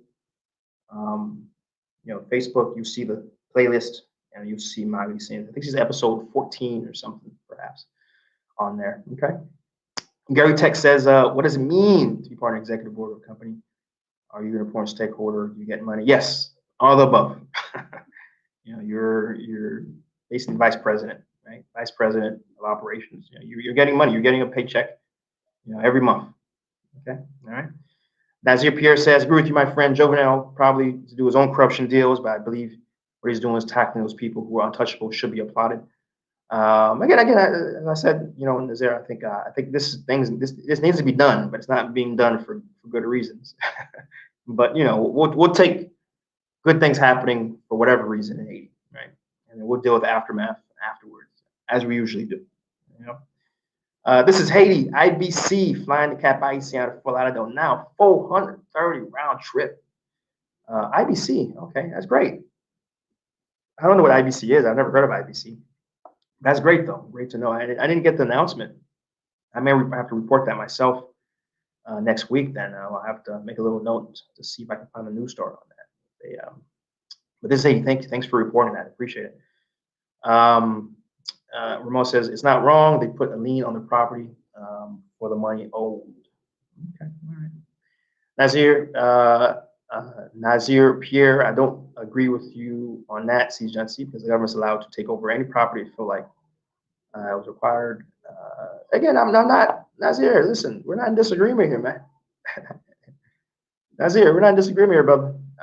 They can do that, and honestly, they should be doing it. But understand, oftentimes the reason why you do something is almost as important as why you're doing it. Okay, and they're not doing it because suddenly they want Haiti to have rule of law. They're not doing it because suddenly they're like, well, these contracts are wrong. We're never going to write negative contracts again. So let's just try to make an example. Listen. Nazir Pierre. Okay, okay, let's be fair and balanced. Fair and balanced is what I'm talking about. Ask yourself why there isn't a single person being prosecuted for Petrocaribe. Ask yourself that. No. Tá bom, vai, tá lá. Nazir Pierre, don't Why is there not a single prosecution of Petrocaribe? Because it was Piashtika that all the corruption, like 90% of the corruption, it happened under, right? And there's not any interest for any Piashtika to be prosecuted. Now, is that fair? Is that fair? They're choosing to go after Sogener for something they correctly did wrong, but yet they're not prosecuting anyone within their party for Petrocaribe, which was billions of dollars, billions of USD dollars that just disappeared. That was supposed to go to hospitals, education, transportation, gone, and no one's in jail. No one. There's no even an investigation right now happening. Okay, we went to the topic. Okay, we went to the topic. Okay, the topic. All right. So that's all I'm saying. Fair and balance. Fair and balance. That's all. That's all. Danielle Hayes says, I'm watching your show because of Maya in Haiti. You have a new subscriber. Your vlog is very important. Informative. Thank you, Danielle. And I got lots of content on this channel, lots of things. And so please do check it out. I'm happy to have you here as a subscriber. And whatever you like, do share it. Share it on your network. Let's get the news out. There's some really interesting stuff happening in the country. And there's a guy trying to do his best to, keep folks informed and also show the beauty of Haiti, right? Gary Tech says, I don't want to think about the administration of Jovenel. Cool. All right. M says, this led me to do some research on ITAL and Soko Bank. Not the first rodeo for Haiti government. Yes, those are great examples, right? Great examples. That's a whole episode for a different day. Guy Tech, in one hand, the government literally organized the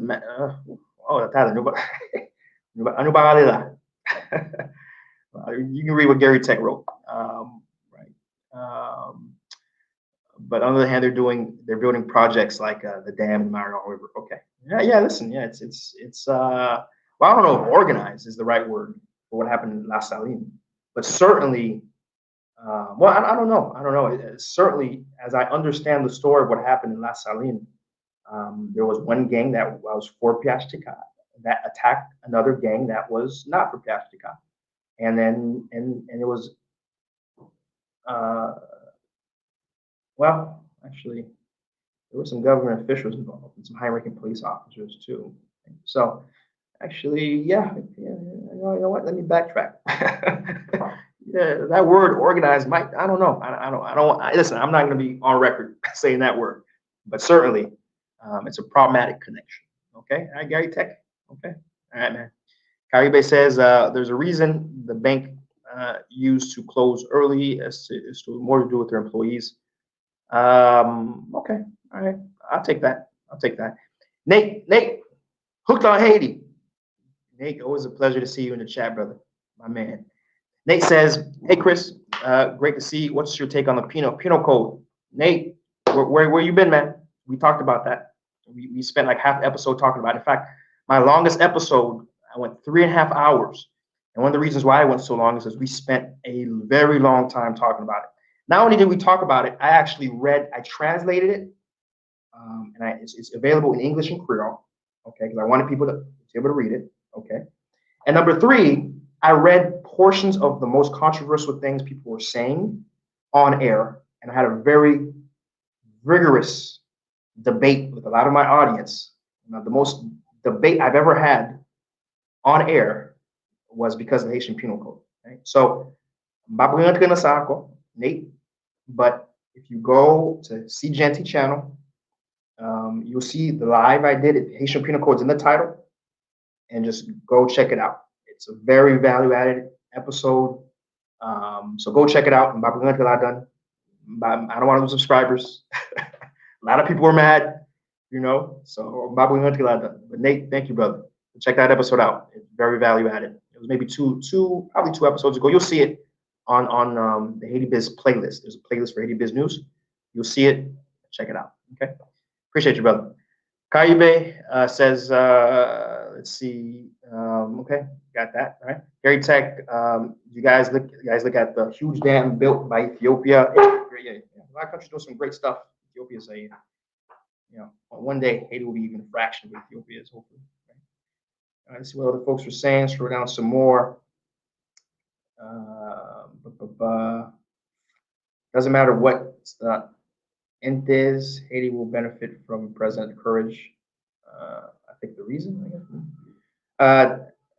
Nazir Pierre says, I agree, but sometimes you have to show some force. Okay. Maryland Dam. Okay. Nazir Pierre agrees with Petro Caribe, right? But it seems the whole thing is blocked by our coup de compte. But who's really? So how come coup de compte is blocking that? But they ain't blocking the Sogener. Come on now, Nazir Pierre. Come on now, you're too smart for that. Come on. There's no buts in the Petro Caribe. There's no buts. It could be prosecuted, but it's not being prosecuted. Okay. Bye-bye, rationalité sur ça, man. Come on. Stop it. Stop that. Come on now. Let's have a adult conversation. It's not being prosecuted. Maybe that's it. Okay. Shania Mill, conversation going back and forth. Good to see it. Okay. And thanks for that final message there, Nazir Pierre. Appreciate it. All right, so let's wrap this up tonight. We have a few other news stories we want to talk about, right? So really quick, the U.S. student visa. So this is a general news story where the United States have said that there's no more American visas for students who are 100% online due to COVID, right? And there's a good amount of citizens, Haitian nationals in America on student visas. And given what's going to happen in COVID, so many schools are trying to, prevent spread amongst their students. They're switching to online. And so, look, there's over 1 million international students in America affected by the ruling, right? Which is very problematic, right? 100, and so some of the schools are trying to decide on, they're saying, we're going to try to do some teaching for students on campus, and some of them are trying to strategize and specifically say, well, international students specifically can come, but then is it fair? Is it fair that international students are then putting their lives in jeopardy, number one? And number two, technically, this might be casebook fraud, right? Because if you're doing something specifically to go around regulation when it comes to immigration, that's fraud, and that's problematic in America, right? So, but in any case, the new story just has to do with, there's basically this coming year, it's going to be very hard for any international student to go to America and and participate, right? Right. So we got Association of Industries of IT, right? Associations of Industry of IT. They've announced they're the long-term member, our executive director, George Sassin, who served for over 12 years. He stepped down. Why? The reason why we're even talking about Association of Industry of Haiti, they're one of the largest industrial groups in Haiti. We're talking about Clifford Ipad, we're talking about Malik Gatia, we're talking about George Cassias. We're talking about any big entity outside of Bijou's, honestly, their entity, and it's Haitian based, from Haitian.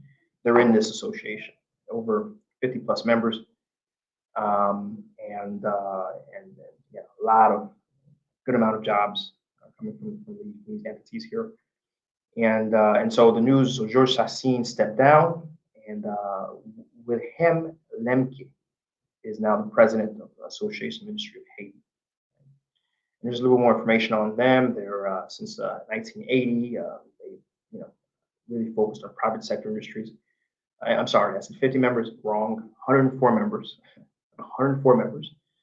And literally the companies that are part of this, carbonated alcoholic drinks, packaging companies, assembling of clothing for export, chemicals, pharmaceuticals, materials for construction. I'm talking any major company in Haiti.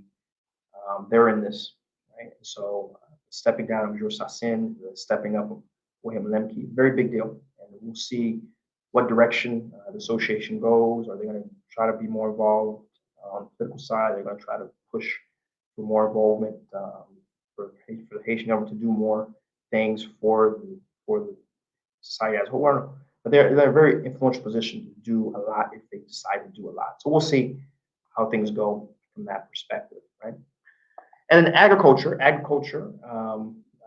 really the big piece of agriculture this week has to do with the Minister of Environment announced the Haitian Solidarity for Development for Kenskoff, has planted over 100,000 coffee seedlings in the Soukaye and in the Nouvelle Touin area of Kenskoff.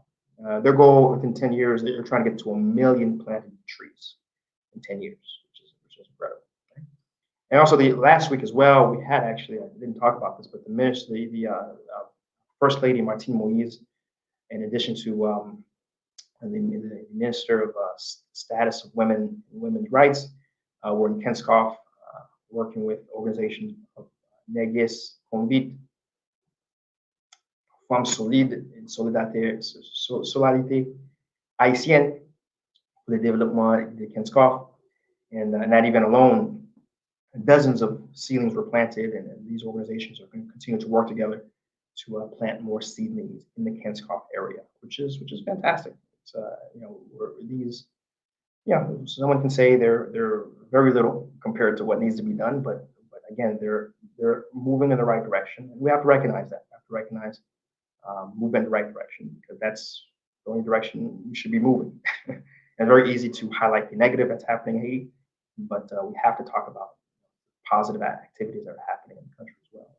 These are very, very good, particularly coffee is an industry that has been traditionally very important for Haiti, and of course we moved away from it. Haiti still is, but still Haiti is very respected. Our coffee beans are respected internationally, some of the richest in the world. In fact, Haiti, some of the oldest strains in the entire New World, right? The first places to start planting coffee. So So that's great. And we'll keep an eye on that. And certainly as more information like that comes out, we will talk about it. The final news story has to do with the exhibit at the National Pantheon Museum, Mupana. They have a new exhibit from many, many Haitian artists, both domestic and also international, being featured. In fact, I'm gonna try to make before the end of the month, this month of August, I'm trying to make my way over there and take a look at some of these new pieces. I mean, they have expressionist, figurative, surrealist, hyperrealist art being hung right now, and I look forward to seeing it. Unfortunately, I would literally need a presidential green light to do a Seejeanty episode at the Mupana. Trust me, I've tried. I've spoken with the director there, and unfortunately, you're not allowed to record in there. And so, but a place that I really recommend people to visit if you're coming in the country is to visit the National Pantheon Museum. It's right there in the Place Jean-Jacques Dessalines downtown, and it's a very beautiful museum, and highly recommend visiting, even when there's not a special exhibit. But do take a look at this Pantheon Museum. Very, very fantastic work. You can see a lot of historical pieces, for example, like our one of our original constitutions that can be seen there. A lot of fantastic historical pieces. It's very nice. I wish certainly we had more museums like this across the country, given our very important historical role in the world. It's unfortunate we do a very poor job of preserving that history and exhibiting that history. But in any case, that new exhibit will be out for a while. So if you're visiting Haiti, do put down your to-do list. Visit the National Pantheon Museum. Okay. And that's our news story. That is it for today. Let's take a look and see what the chats are saying. Let's see what folks are saying before I head out today. A good hour and 40-minute episode. We got Barbara Pierre. Hi, good to see you, Barbara. Good to see you. I think it's your second or third time seeing you. Good to see you. What's the current status of coronavirus? I've already talked about it. Today. I open up with COVID because COVID is important. Something that's very important. We talk about it. And you'll see the full numbers and everything. Once this episode ends, after about 5 minutes, it will reboot up. You can rewind. You can go to the beginning when we talked about it, right? But to answer your second question, though, visitors are required to provide a negative test. So that's been the case since July 15th. And so before you leave, you should get a negative test. And to be quite honest with you, you should get it anyways, because I don't feel you should be flying to an underdeveloped country and not know your status, right? And so, yeah, get the test, man.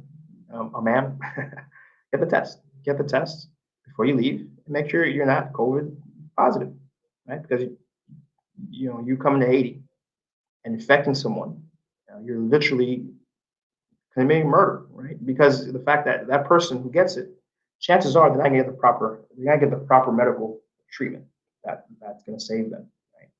And so you have a responsibility to ensure that you are not COVID negative before you come to Haiti, and get, regardless of what the regulations are, until tomorrow, the government can come out and say, you don't need it. But I'd still say get it to make sure you're not coming into Haiti positive and infecting people. Okay, all right. But yeah, legally, Haiti, they are going to request a positive. Right now, the process, I think formally is 3 days.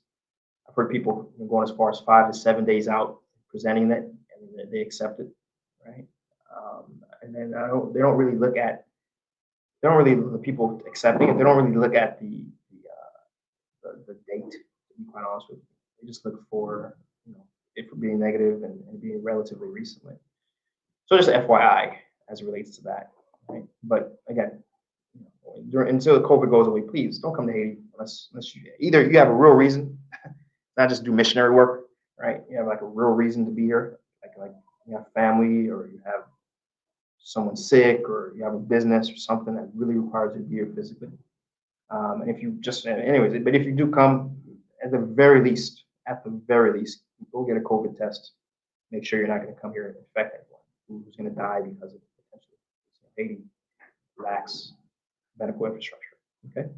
Jeffrey Morella says, a little off topic, since the good is all-time low for USDC and the Bank of the States, we think it's worth buying good and hold it. Value is going up in the future.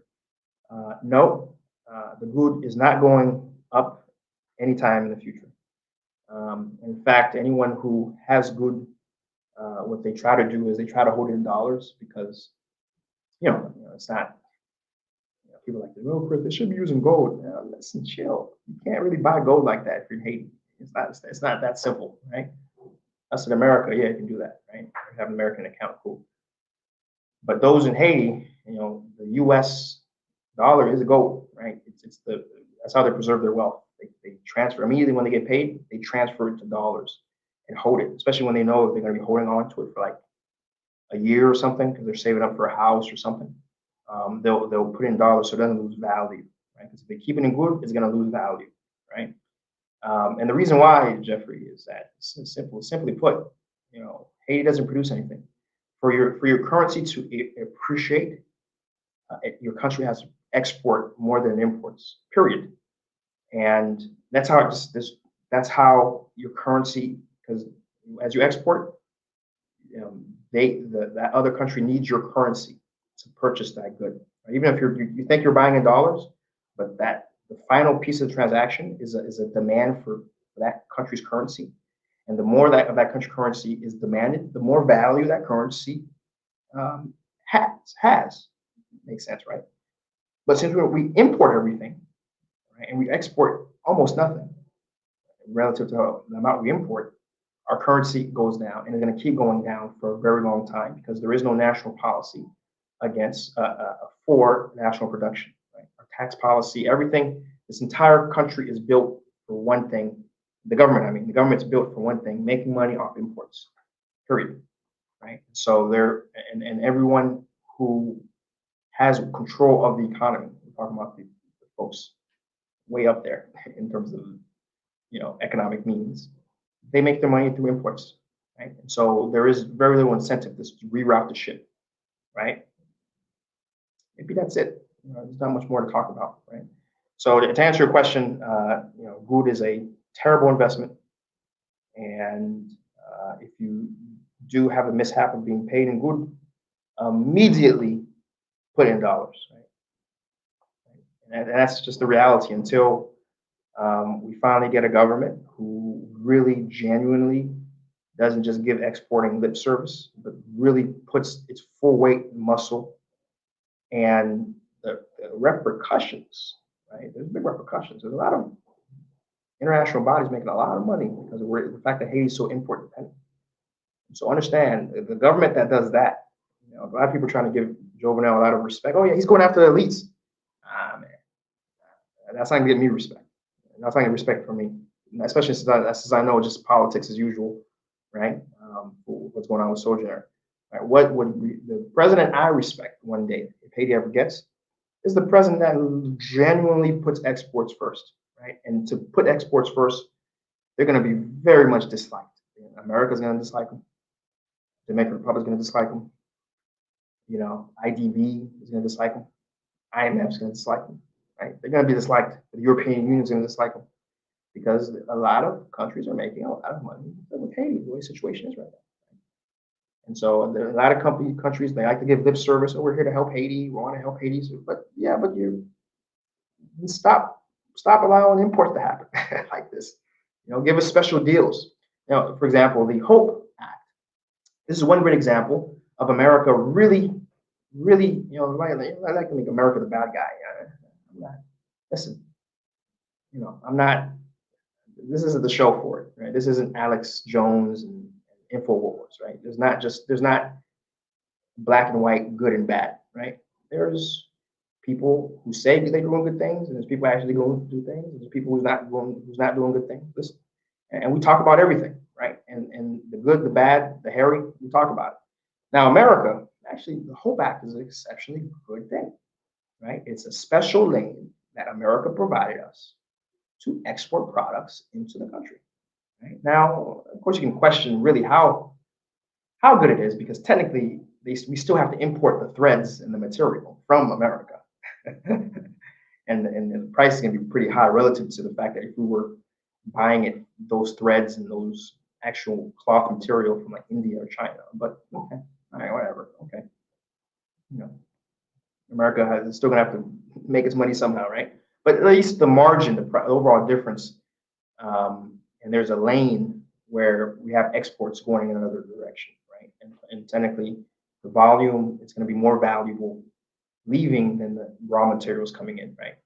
So if countries do that, then it's not lip service, right? The Dominican Republic gives us a lane to allow certain products to come in, very export less or tariff less, right?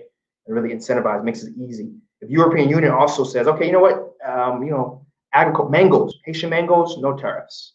It's gonna allow Haitian mangoes come in, no tariffs, right? So when special lanes like that happen, that's when these outside companies, entities that, oh, we're here to help Haiti and we're that's when you see if they're earnest or not, when they do things like that, right? And unfortunately, I don't see that happening enough.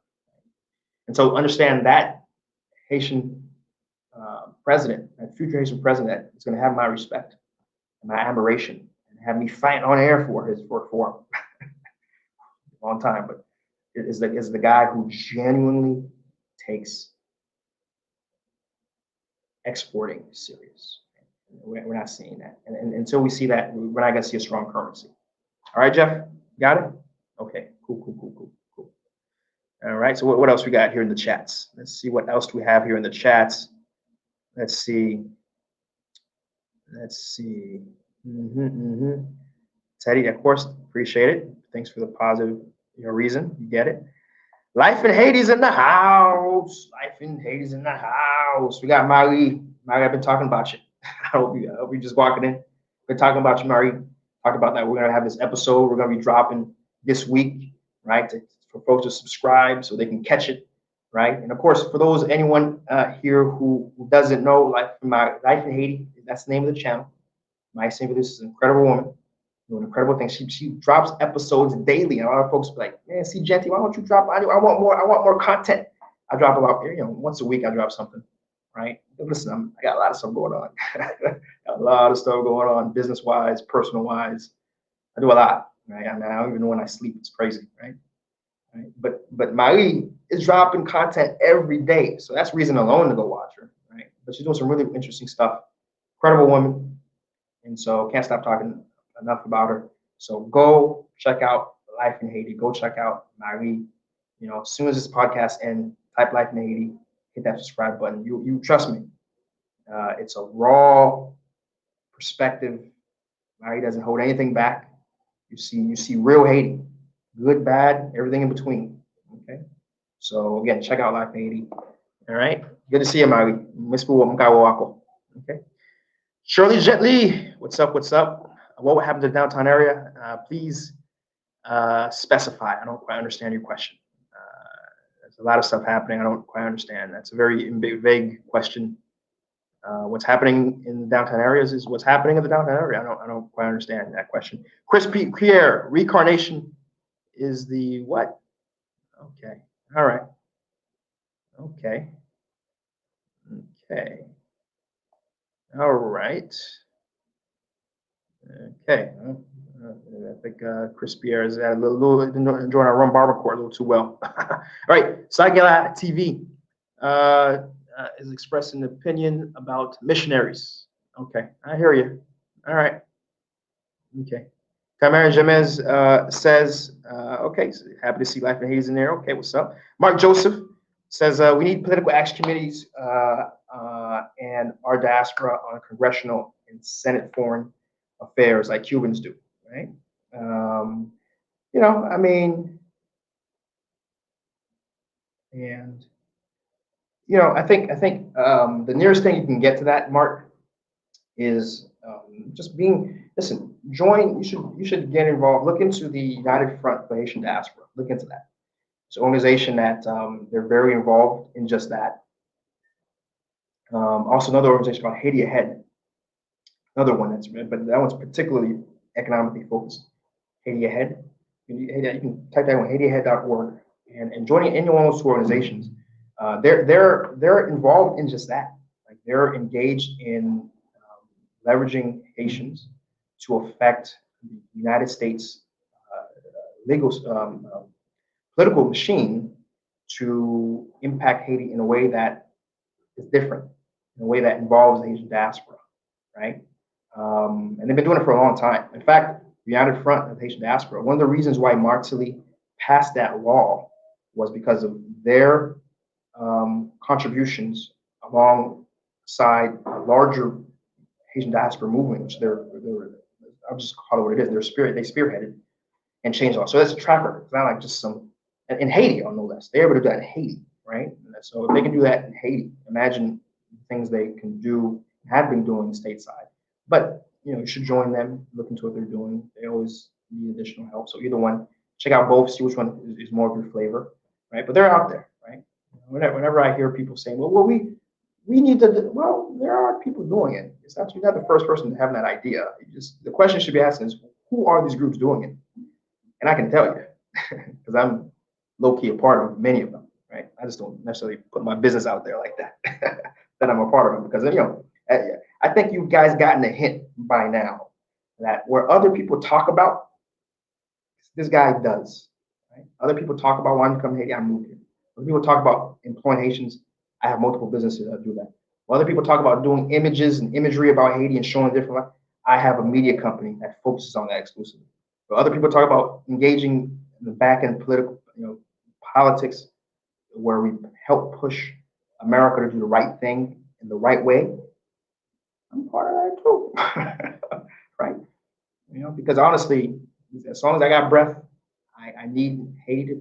I need to know that I'm doing every possible angle of attack that involves a better Haiti. I'm there, and I'm contributing in some fashion. Okay, and I want you guys to think about being the same way.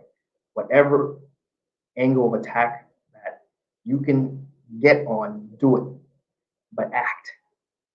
Just sitting watching YouTube. Watch it during while I'm live. Do that. But the moment this live is over, I need you guys watching to think about, okay, well, that was great. Now, what do you do to act? Don't just go back to your regular day. Don't go back to whatever you're doing, cutting the lawn or dishes or football, or basketball. Basketball is back on, right? Basketball. Think about, okay, all right, cool. This is why Seejeanty, Haiti Business News, great. All right, now what can I do? Or what can I start planning to do, right, to impact Haiti and have an improvement? Okay. That chick, Jersey Girl, good morning. First time I'm seeing you as well. Jersey Girl, hope to have you again. 11 a.m. We're here at 11 a.m. on Sundays. We break news down, we have analysis, we have conversations. Certainly happy to have you. It's going to be tough given that the private sector is more interested in importing. You are correct. But seems like we can't get a leader that's tough enough to increase tax on certain products. That is also correct. So again, the president that does that, again, has my respect infinitely, believe me, right? And Shirley Gently, I guess will be the final comment, says, after earthquake, I think they were rebuilding the whole downtown area. La Saline, I mean, it's not in ruins, right? So downtown is not in ruins. I mean, there's no tent cities anymore. There's no rubble, right? There's a lot of empty space still. Some places were able to rebuild, but the downtown area has really deteriorated in the sense that it used to be safe. On the Duvalier, but ever since the fall, a lot of businesses and well-to-do people have left that area. And the people who moved in, unfortunately, have not had support. They have not, I never want to just cast myself, well, they're degenerates. No, well, not really. I mean, if the way you tackle criminality is by giving people alternatives to criminality, right? And so if you have poor people coming into an area that wasn't poor and you don't support them in any way, right, there's going to be criminality, right? Period, right? And you can't police away criminality. It's, ask any country in the world that's been serious about attacking criminality, and it's not increasing the budget of police. It's increasing the budget of social services. It's increasing the budget of education. It's increasing vocational opportunities. It's incentivizing companies to hire people from those areas, right? That's how you tackle crime. You tackle crime by tackling the economics of crime, period, right? And anything else is a lie, it's a farce. Anything else that a politician may put in front of you that say, oh, we'll stop and frisk, it is a tactic to disempower you and not, rather than empowering you, period, right? And so the downtown area has been going downwards because the Haitian government doesn't understand what it means to actually work for its people, right? And work for people who are in particularly on the fringe of society. And so the downtown has downslid considerably over time because of the crime aspect. But I'm not going to attack the people who have little access to things other than crime. I'm going to attack the government for not properly engaging those people to do the right thing. Okay. Thanks for that question, Shirley. Appreciate it. Appreciate it. A friend of mine says, that's, I'm not even going to respond to that, Veggie Bell. Okay. Here's my advice to you. Visit Haiti. That's it. Visit Haiti, see for yourself what's here, right? I don't, there's not tourist people dying. I've never, even doing paid lock, there wasn't a single tourist who perished. So I don't, it's like asking a Jewish person, man, I hear you Jewish people like to, penny pinch. Is it true? Come on, dog. Come on, don't come here and ask me questions. Just visit, man. And if you're not gonna visit, forget about Haiti. Think about Bahamas or something. Go somewhere else. Just keeping it real, man. It's a very fatiguing question to hear all the time. Mad respect, lovely King Magan. Mad respect. What's your take on portable water system? Why can't people in our government invest in something for each department? Portable water system. Well, so Haiti doesn't really suffer from lack of drinking water necessarily. Most, even the poorest Haitians in the provinces, they get waters from wells. Now, the problem, of course, is they may have to travel a very long distance, right? They may have to travel a very long distance to get water, but they have access to water. And so I can't quite answer that question for you. Water is one of the things. I'll be honest though. I mean, I get the question, because even me, one of the things I was always surprised about was really how cheap it is to get. Like, so you can get a big, those big gallons of water that you usually put in, like, little drinking. You press a little button. What do you call that? What do you call it? There's a name for that. In any case, the big gallons of water, the big blue ones. Okay. They're like, to refill them, like 15 good, which is less than, like, what is 15 good nowadays? Like, is that 5 cents or something? If I translate it to dollars, like 4 cents, 3 cents.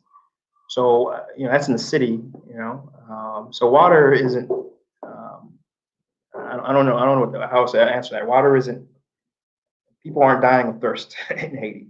Put it like that, if that makes sense. And then why can't the government do anything? That's why can't the government do anything, man? That's not. I think stick around here long enough, lovely, and then you'll understand. You'll answer that question. Stick around. Come back next Sunday, 11 a.m. Stick around long enough, you'll understand why it is that the government isn't doing what it's doing. Okay. All right. Again, Sango TV will be the last one. I guess certain things in Haiti can't be done in the current system as long as the media and human rights groups are rarely on Haiti side. Yeah. Listen, Sangela TV. I don't necessarily disagree with what you're saying, but fortunately, I don't like saying it. The reason why is it's a very lazy argument, right? What you're saying, everything you've said, what you typed so far in the chat, it's very lazy. It's a very lazy analysis of Haiti's problems because it's the easy what you wrote. It's the easiest thing to do. Well, the missionaries, okay, all right, cool. Well, the media and the international group, okay, all right, okay, cool, all right. But it's much more nuanced than that, right? It's much more complicated than that, right? And ultimately, it boils down to us. What are we doing? Nous-mêmes qui haïtiens, qui vraiment haïtiens, what are we doing, right? What are we doing to better the situation? Right? And that's where I always want to keep the focus, right? Because this is Seejeanty, Haiti business. We're not a barbershop. This is what you're doing is barbershop arguments, right? Guys sitting having a few beers, just blaming people, right? But not doing. Understand? And so, okay, 1 second here. Let me. I'm gonna go ahead and ban Chris Pierre. He's spamming my channel. I don't ban people generally, but I will ban spammers. Chris Pierre is a spammer. So goodbye, Chris Pierre. Thanks for playing the game. Right? Goodbye. So we like to keep the focus less on the blame game and what everyone else is doing. We like to keep it on what are we doing comme haïtien to improve the situation. So let's keep that. Let's keep the focus right there. Right. I'm not disagreeing with you, right? But I am disagreeing with the fact that you're doing what every other barbershop Haitian does, and we're not here for that. We're here for different things that actually will change the country. Got it? You got it? Okay, no more way. There we go. All right, so that's where we're gonna end it. I appreciate you guys who watched from the very beginning. 2 hours strong on the channel this week. We had some incredible news stories. Of course, we opened up with COVID. Talked about the COVID numbers at the very top of the hour. We talked about how's it being affected, who's being affected. Dominican Republic. We talked about that. We compared that numbers. So if you missed that, we're about to end it. So it's gonna repeat in a second.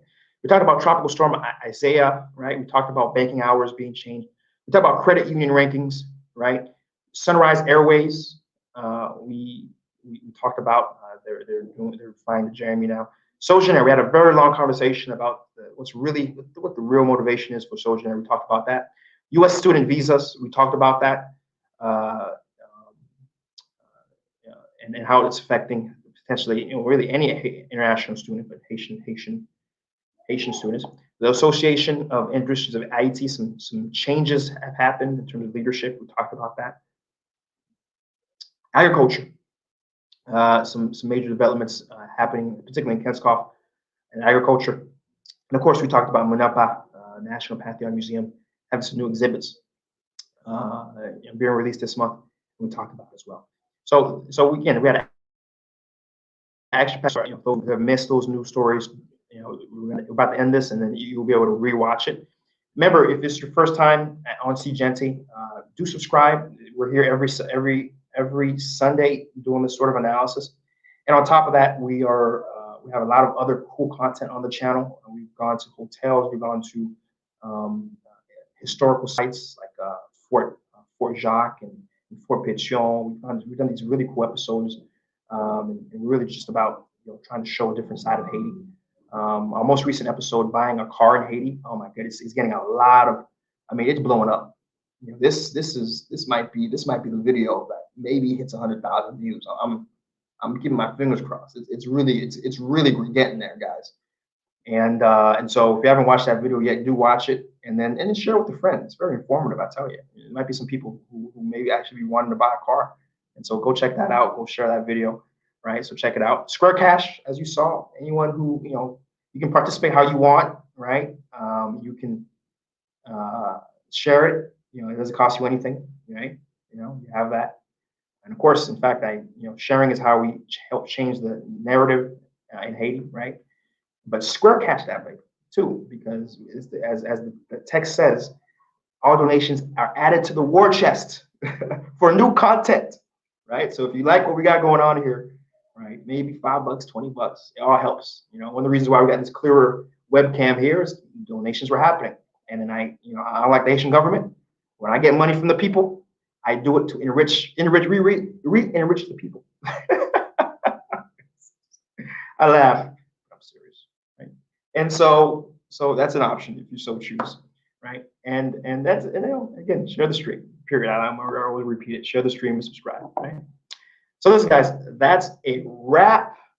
I appreciate you. Hats off to those who watched the entire show. And as always, we'll be back at it again, and we're back at it again. Peace. Peace. Oh, here we go. Peace.